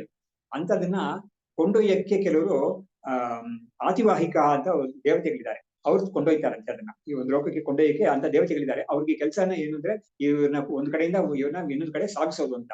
ಹಾಗಾಗಿ ಇವ್ರನ್ನ ಒಂದು ಸಾಗಾಣಿಕೆ ಅಂತ ತಗೊಂಡ್ಬಿಡ್ತಾರೆ. ಒಂದು ಕಮಾಡಿಟಿ ತರ ಟ್ರೀಟ್ ಮಾಡ್ತಾರೆ ಇದನ್ನ, ಯಾವ್ದನ್ನ ಈ ಸೂಕ್ಷ್ಮ ಶರೀರನ. ಅಂದ್ರೆ ಏನಾಯ್ತು, ಅದಕ್ಕೆ ಭೋಗ ಅಂತ ಯಾವ್ದು ಇಲ್ವೇ ಇಲ್ಲ ಅಂತ ಅದಕ್ಕಾಗಿ ನಾನು ಹೇಳಿದೆ ಅದನ್ನ. ಸೊ ಇಲ್ಲಿ ಭೋಕ್ತಾನ ಮ್ರಿಯತೆ ಕಿಂತು ದೇಹ ಏವ ಇತಿ ಚೇತ್ ಶೃಣು ದೇಹಸ್ಥಸ್ಯೈವ ಭೋಕ್ತೃತ್ವಂ ತತ್ ನಶ್ಯೇತ್ ವಪುಷಾ ಸಹ. ಹಾಗಾಗಿ ಶರೀರ ಇದ್ರೇನೆ ಭೋಕ್ತೃತ್ವ ಅಂತ ಇರೋದು, ಅದು ಖಂಡಿತ ನಾಶ ಆಗೇ ಆಗುತ್ತೆ ಅದು. ಹಾಗಾಗಿ ಭೋಕ್ತ ಅನ್ನೋನ್ನ ನೀನು ಶರೀರದಿಂದ ಬೇರೆಪಡಿಸಿ ತೋರ್ಸಕ್ಕೆ ಆಗೋದೇ ಇಲ್ಲ ಅಂತ ಆ ಒಂದು ಸಂಶಯವನ್ನ ಮಾಡಿ. ನೋಡಿ, ಇಂಥ ಒಂದು ಸಂವಾದದಲ್ಲಿ ಎಷ್ಟೊಂದು ಸಂಶಯಗಳೆಲ್ಲ ಕ್ಲಾರಿಫೈ ಆಗುತ್ತೆ. ಎಷ್ಟೋ ವಿಷಯಗಳು ಗೊತ್ತಿರಲ್ಲ ನಮ್ಗೆ, ಎಷ್ಟೋ ಅಂತದೆಲ್ಲ ಇಲ್ಲಿ ಕ್ಲಾರಿಫೈ ಆಗುತ್ತೆ. ಅದು ಇದರ ಹೆಚ್ಚುಗಾರಿಕೆ, ಗ್ರಂಥಗಳ ಹೆಚ್ಚುಗಾರಿಕೆ. ಅದು ಆ ಉಪನಿಷತ್ತುಗಳೆಲ್ಲ ಗ್ರಂಥಗಳೇ ಖಂಡಿತ. ಆದ್ರೆ ಗ್ರಂಥರಾಶಿ ಎಂತ ಒಂದು ಕೆಲಸ ಮಾಡುತ್ತೆ ಅಂತ ಹೇಳಿದ್ರೆ, ಒಬ್ಬನ ಒಂದು ಹಣೆ ಬರವನ್ನೇ ಅದು ಚೇಂಜ್ ಮಾಡಕ್ಕೆ ಸಾಮರ್ಥ್ಯ ಇರುತ್ತೆ ಅದಕ್ಕೆ. ಒಬ್ಬ ಒಂದು ಶ್ಲೋಕ ಒಬ್ಬ ಕೇಳ್ದ ಅಂತ ಹೇಳಿದ್ರೆ, ಎಲ್ಲೋ ಒಬ್ಬ ನಿಂತಿದ್ದಾನೆ, ಒಂದು ಶ್ಲೋಕ ಕೇಳ್ದ, ಅವ್ನಿಗೆ ಅದ್ ಅರ್ಥ ಗೊತ್ತಾಯ್ತು, ಅವನಿಗೆ ಮನಸ್ಸೇ ಪರಿವರ್ತನೆ ಆಗೋಕೆ ತುಂಬಾ ಒಂದು ಸಾಧ್ಯತೆ ಇದೆ. ಎಷ್ಟೋ ಜನಕ್ಕೆ ಆಗಿದೆ ಅದು. ಸೊ ಹೀಗೆ ಈ ಒಂದು ವಿಷಯವನ್ನ ಹೇಳಿ ಅವರು ಮುಂದಕ್ಕೆ ಹೇಳ್ತಾ ಇದ್ದಾರೆ. ದರಿದ್ರಾಣಾಂ ಭೋಗಹೇತು ಶ್ರೀಹಿ ಮೃತ್ಯಾಶ್ಚ ನ ಸ್ತಂತಿ ಅಥ ಸುದ್ಯುಮ್ನ ಪ್ರಮುಖಾನಾಂ ತೇ ವಿದ್ಯಂತೆ ಚಕ್ರವರ್ತಿನಾಂ ಅಂತ. ಇವಾಗ ಈ ಒಂದು ಈ ಮೂರು ಟೈಪ್ ಹೇಳಿದ್ರಲ್ಲ, ಅದರಲ್ಲಿ ಈ ಮನುಷ್ಯ ಅನ್ನೋ ವಿಷಯಕ್ಕೆ ಹೇಳ್ತಾ ಇದ್ದಾರೆ. ದರಿದ್ರಾಣಾಂ ಭೋಗಹೇತು ಶ್ರೀಹಿ ಭೃತ್ಯಾಹ ಚ ನ ಸಂತಿ. ದರಿದ್ರನಾಗಿರೋನಿಗೆ ಅವನಿಗೆ ಭೋಗ್ಯ ವಿಷಯಗಳು, ಅವನಿಗೆ ಬೇಕಾಗಿರೋ ಸಿರಿ ಅಂದ್ರೆ ಹಣ ಇತ್ಯಾದಿಗಳೆಲ್ಲ ಇರೋದಿಲ್ಲ ಅವನಿಗೆ. ಆಮೇಲೆ ಕೆಲಸದವರು ಆಳುಗಳೆಲ್ಲ ಇರೋದಿಲ್ಲ, ಇವನೇ ಇನ್ನೊಂದ್ ಕಡೆ ಹೋಗಿ ಕೆಲಸವನ್ನಾಗಿರ್ತಾನ. ಹಾಗಾಗಿ ಇವನಿಗೆ ಕೆಲಸದವರು ಅಂತ ಯಾರು ಇರೋದಿಲ್ಲ. ಈ ಸ್ಥಿತಿಯಲ್ಲಿ ಅವನಿರ್ತಾನೆ. ಅಥ ಸುದ್ಯುಮ್ನ ಪ್ರಮುಖಾನಾಂ ತೇ ವಿದ್ಯಂತೆ ಚಕ್ರವರ್ತಿನಾಂ. ಆದ್ರೆ ಚಕ್ರವರ್ತಿಗಳು ಸುದ್ಯುಮ್ನ ಅಂತ ಒಬ್ಬ ರಾಜನ ಸುಮ್ಮನೆ ಹೆಸರು ಹೇಳ್ತಾ ಇದ್ದಾರೆ. ಅಂತವ್ರಿಗೆ ಇವರೆಲ್ಲ ಇದ್ದಾರೆ, ಅವ್ನಿಗೆ ಬೇಕಾದಷ್ಟು ಸಿರಿ ಇದೆ, ಕೆಲಸದವರು ಬೇಕಾದಷ್ಟು ಅವನಿಗೆ ಆಳುಗಳೆಲ್ಲ ಇದ್ದಾರೆ, ಅಂತದೆಲ್ಲ ಇರುತ್ತೇನೆ. ಹೀಗೆಲ್ಲ ಇದಾರಲ್ಲ ಅವ್ರಿಗೆ, ನಾವು ಯಾತಕ್ಕೆ ಅವ್ರನ್ನೆಲ್ಲ ತುಂಬಾ ಹೀಯಾಳಿಸ್ಬೇಕು ಅಂತ ಯಾರಾದ್ರೂ ಪ್ರಶ್ನೆ ಮಾಡಿದ್ರೆ, ಇದು ಚೇತ್ ಸಂತು ಅವರೆಲ್ಲ ಇರ್ಲಿ ಒಂದ್ ವೇಳೆ, ಸರ್ವೇಶಾಂ ಮಿಷತಾಂ ಏವ ಮಧ್ಯಗಃ ಮ್ರಿಯತೆ ಚಕ್ರವರ್ತಿ ತಾಂ ಸಂಯೋಜ್ಯ ಮಹತೀಂ ಶ್ರೀಯಂ ಅಂತ. ಹಾಗಾಗಿ ಏನ್ ಹೇಳ್ತಾರೆ ಅಂದ್ರೆ ಅಂತವ್ರೆಲ್ಲ ಇರ್ಲಿ, ಅವ್ರಿಗೆ ಬೇಕಾದಷ್ಟು ಸಿರಿ ಇರ್ಲಿ, ಕಾಳುಗಳೆಲ್ಲ ಇರ್ಲಿ, ಹಾಗಿದ್ರು ಕೂಡ ಎಲ್ಲರೂ ನೋಡ್ಕೊಂಡಿರುವಾಗ್ಲೇನೆ ಅವರು ಕೂಡ ಎಲ್ಲ ನಾಶ ಹೋಗ್ಬಿಡ್ತಾರೆ. ಅವ್ರನ್ನ ಅವ್ರ ಭೋಗದಲ್ಲಿ ಇರೋರ್ನ ನೋಡ್ತಾರೆ ಕೆಲವರೆಲ್ಲ, ಅವ್ರು ನೋಡ್ತಾನೆ ಇವ್ರು ಹೋಗ್ಬಿಡ್ತಾರೆ. ಅದಕ್ಕೆ ಕೂಡ ನಮ್ಗೆ ಉದಾಹರಣೆ ಎಲ್ಲ ಬೇಕಾದಷ್ಟು ಹೇಳ್ತಾರೆ. ಅಂದ್ರೆ ಇವಾಗ ನಮ್ಗೆ ಬೇಕಾದಷ್ಟು ನಾವು ಲೋಕದಲ್ಲೇ ನೋಡ್ತೀವಿ, ಚೆನ್ನಾಗೇ ಇದ್ರು ಅವರು ಎಲ್ಲ ಮಾಡ್ತಾ ಇದ್ದಾರೆ, ಒಳ್ಳೆ ಒಂದು ಸ್ಥಿತಿಲಿ ಇದ್ದಾರೆ, ತುಂಬಾ ಆನಂದವಾಗಿದ್ದಾರೆ. ಅವರು ಒಂದ್ ದಿವಸ ನೋಡಿದಾಗ ಅವ್ರಿಗೆ ತೀರ್ಕೊಂಡ್ಬಿಟ್ಟಿದ್ದಾರೆ ಅಂತ ವಿಷಯ ಗೊತ್ತಾಗುತ್ತೆ ನಮ್ಗೆ. ಅಥವಾ ತುಂಬಾ ಏನೋ ದೊಡ್ಡ ರೋಗ ಬಂದ್ಬಿಟ್ಟಿದೆ ಅವ್ರಿಗೆ ಅಂತ ಗೊತ್ತಾಗುತ್ತೆ. ಹಾಗಾಗಿ ನಾವು ನೋಡ್ತಾ ಇದ್ದಾಗಲೇ ಇದೆಲ್ಲ ಆಗುತ್ತೆ ಅಂತ ನಮ್ಗೆ ಲೋಕದಲ್ಲಿ ಕಂಡಿರೋದೇ ಎಲ್ಲ ಕೂಡ. ಅದರಿಂದ ಇದನ್ನ ನಾವು ಇದಕ್ಕೆ ಏನು ಉದಾಹರಣೆ ಬರುತ್ತೆ ಅಂದ್ರೆ, ಈ ವೇದಾಂತದಲ್ಲಿ ಹೇಳಿರೋದೆಲ್ಲವೂ ಕೂಡ ಎಲ್ಲ ಇರೋ ವಿಷಯಗಳೇ, ಲೋಕದಲ್ಲಿ ನಡೆಯುವ ವಿಷಯಗಳೇನು, ಆದ್ರೆ ನಮ್ಮ ದೃಷ್ಟಿ ಅದ್ರ ಮೇಲೆ ಬಿದ್ದಿರಲ್ಲ. ಆದ್ರೆ ಇದೇನ್ ಮಾಡುತ್ತೆ ಅಂತ ತೋರಿಸುತ್ತೆ. ಇದು ನನಗೆ ಕೇಳಿದಾಗ ಒಂದು ನೆನಪಾಗುತ್ತೆ. ಈ ಗಂಗಾವತಿ ಪ್ರಾಣೇಶ್ ಅಂತ ಒಬ್ರು ಹಾಸ್ಯ ಅದೆಲ್ಲ ಹೇಳ್ತಾರಲ್ಲ, ಅವ್ರು ಒಂದ್ಸತಿ ಹೇಳಿದ್ರು ಒಂದ್ ಕಡೆ, ಈ ಹಾಸ್ಯ ಎಲ್ಲ ಮಾಡ್ಬಿಟ್ಟು ಕೊನೆಯಲ್ಲಿ ಅವ್ರು ಹೇಳಿದ್ರು, ನೋಡಿ ನಾವು ಏನೋ ಹೊಸ ವಿಷಯಗಳು ಏನ್ ನಾವು ಹೇಳೋದಿಲ್ಲ, ನಮ್ಮ ಸುತ್ತಮುತ್ತ ಏನೇ ನಡೀತಾ ಇದ್ದೋ ಅದನ್ನ ಹೇಳ್ತೀವಿ. ಆದ್ರೆ ತುಂಬಾ ಜನ ಆ ಸುತ್ತಮುತ್ತ ನಡೆಯೋದನ್ನ ಗಮನ ಕೊಟ್ಟಿರಲ್ಲ ಅಷ್ಟೇನೆ. ನಾವು ಗಮನ ಕೊಟ್ಟು ಏನ್ ಮಾಡ್ತೀವಿ, ಅದಕ್ಕೆ ಒಂದು ಹಾಸ್ಯ ಅನ್ನೋದನ್ನ ನಾವು ಸೇರಿಸಿ ನಾವು ಹೇಳ್ತೀವಿ ಅಷ್ಟೇನೆ ನಾವು ಮಾಡ್ತಾ ಇರೋದು. ಇದೆಲ್ಲ ಲೋಕದಲ್ಲಿ ನಡೀತಾ ಇರೋ ವಿಷಯಗಳೇ ಇದು ಅಂತ ಅವ್ರು ಹೇಳಿದ್ರು. ಅವರು ಅದೇ ತರ ಇಲ್ಲಿ ಕೂಡ ಇವ್ರು ಹೇಳ್ತಾ ಇರೋದು, ಲೋಕದಲ್ಲಿ ನಡೀತಾ ಇರೋ ವಿಷಯಗಳೇ, ಇರೋ ವಿಷಯಗಳೇ ಇದು, ಆದ್ರೆ ನಾವು ಗಮನ ಕೊಟ್ಟಿರಲ್ಲ. ನಾವು ಎಷ್ಟು ನಮ್ಮ ಬೇರೆ ವಿಷಯಗಳಲ್ಲಿ ಲೀನರಾಗಿರ್ತೀವಿ ತಲೀನರಾಗಿರ್ತೀವಿ ಅಂತ ಹೇಳಿದ್ರೆ, ಇಂತಹ ಕೆಲವು ಫ್ಯಾಕ್ಟ್ಸ್ ಎಲ್ಲ ಇದೆ ಲೋಕದಲ್ಲಿ, ಅದ್ರ ಬಗ್ಗೆ ನಾವು ಗಮನನೇ ಕೊಟ್ಟಿರಲ್ಲ. ಆದ್ರೆ ಇವತ್ತು ನಮ್ಮ ಗಮನವನ್ನ ಸೆಳಿತಾರೆ, ಈ ವಿಷಯಕ್ಕೆ ಸೆಳಿತಾರೆ. ಈಗ ಹೇಳ್ಬಿಟ್ಟು, ಅಂತರ್ಧಾನಾದಿ ಶಕ್ತಿ ಚೇತ್ ಗಂಧರ್ವಾದಿಷು ವಿದ್ಯತೆ ವಿದ್ಯತಾಂ ನಾಮ ಮೃತ್ಯುಸ್ತು ತೇಷಾಂ ಶಾಸ್ತ್ರೇಷು ಕಥ್ಯತೆ.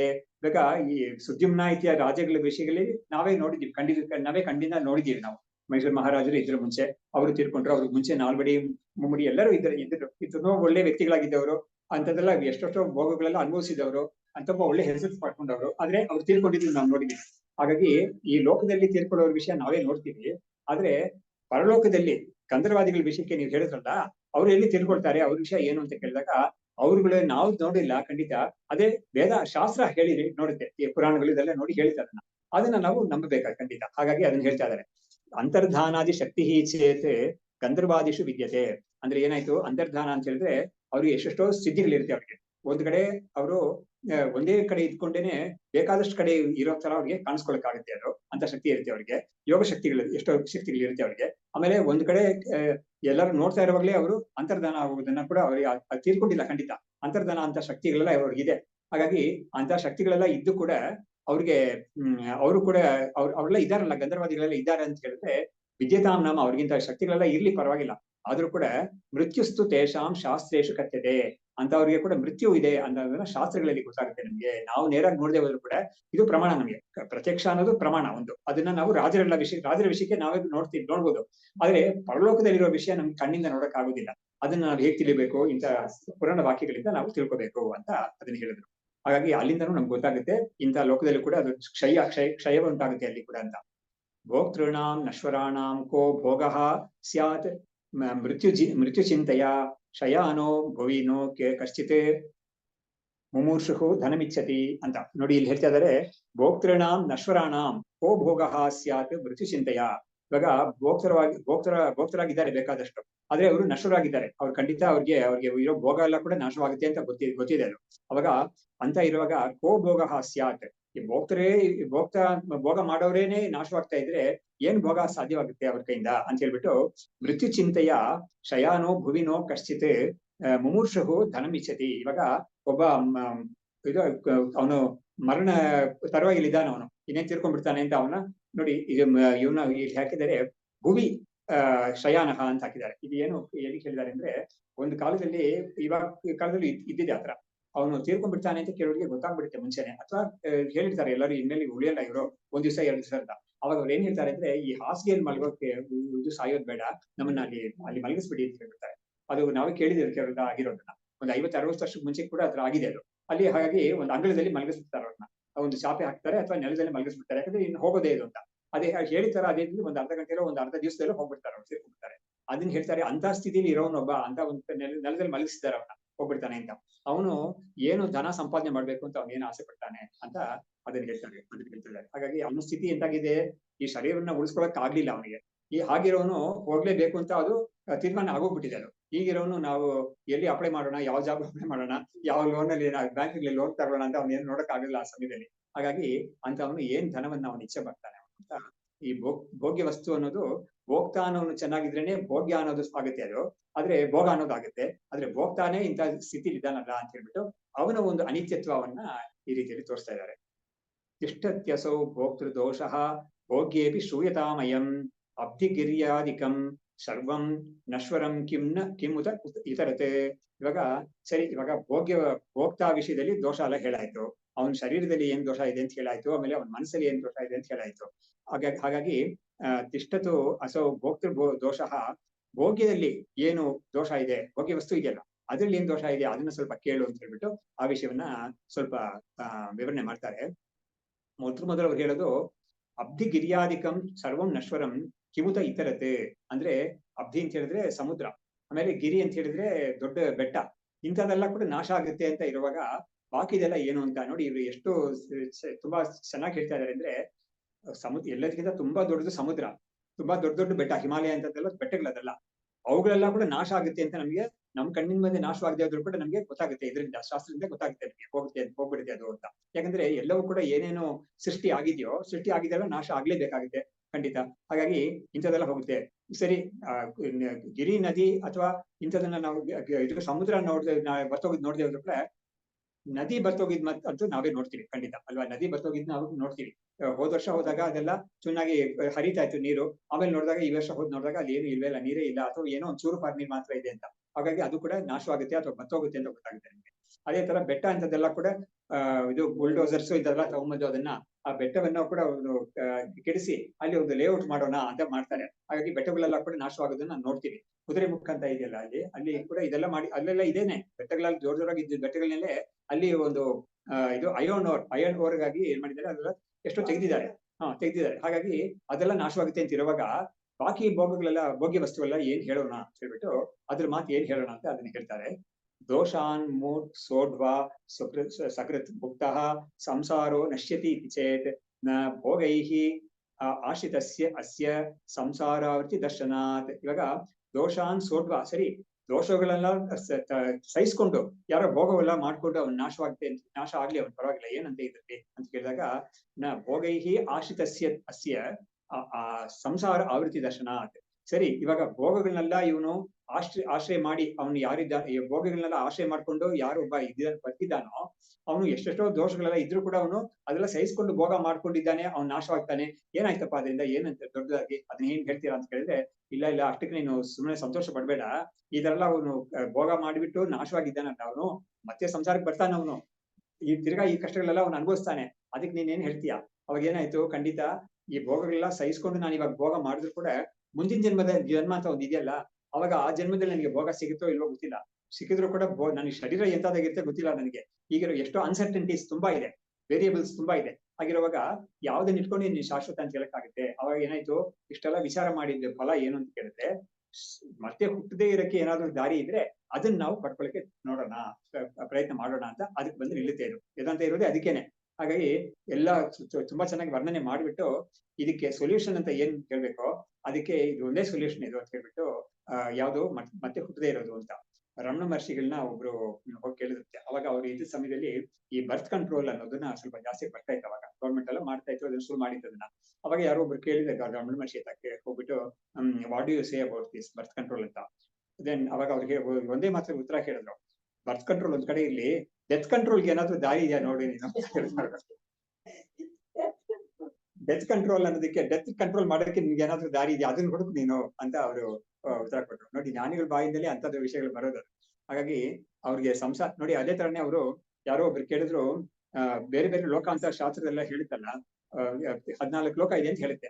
ಈ ಭೂಲೋಕ ಒಂದೇ ನಾವು ನೋಡ್ಕೊಂಡಿರೋದು, ಬೇರೆ ಲೋಕಗಳೆಲ್ಲ ನಮ್ ಕಂಡಿಲ್ಲ. ಆದ್ರೆ ವೇದ ಶಾಸ್ತ್ರ ಹೇಳಿಕೆ ಆ ಲೋಕಗಳೆಲ್ಲ ಇದೆ ಅಂತ ನಾವು ಹೋಗ್ತೀವಿ, ಸತ್ಯಲೋಕ ತನಕ ಎಲ್ಲ ಲೋಕಗಳು ಇದೆ ಅಂತ ಚಿತ್ರ ಎಲ್ಲ ನೋಡ್ತೀವಿ ನಾವು.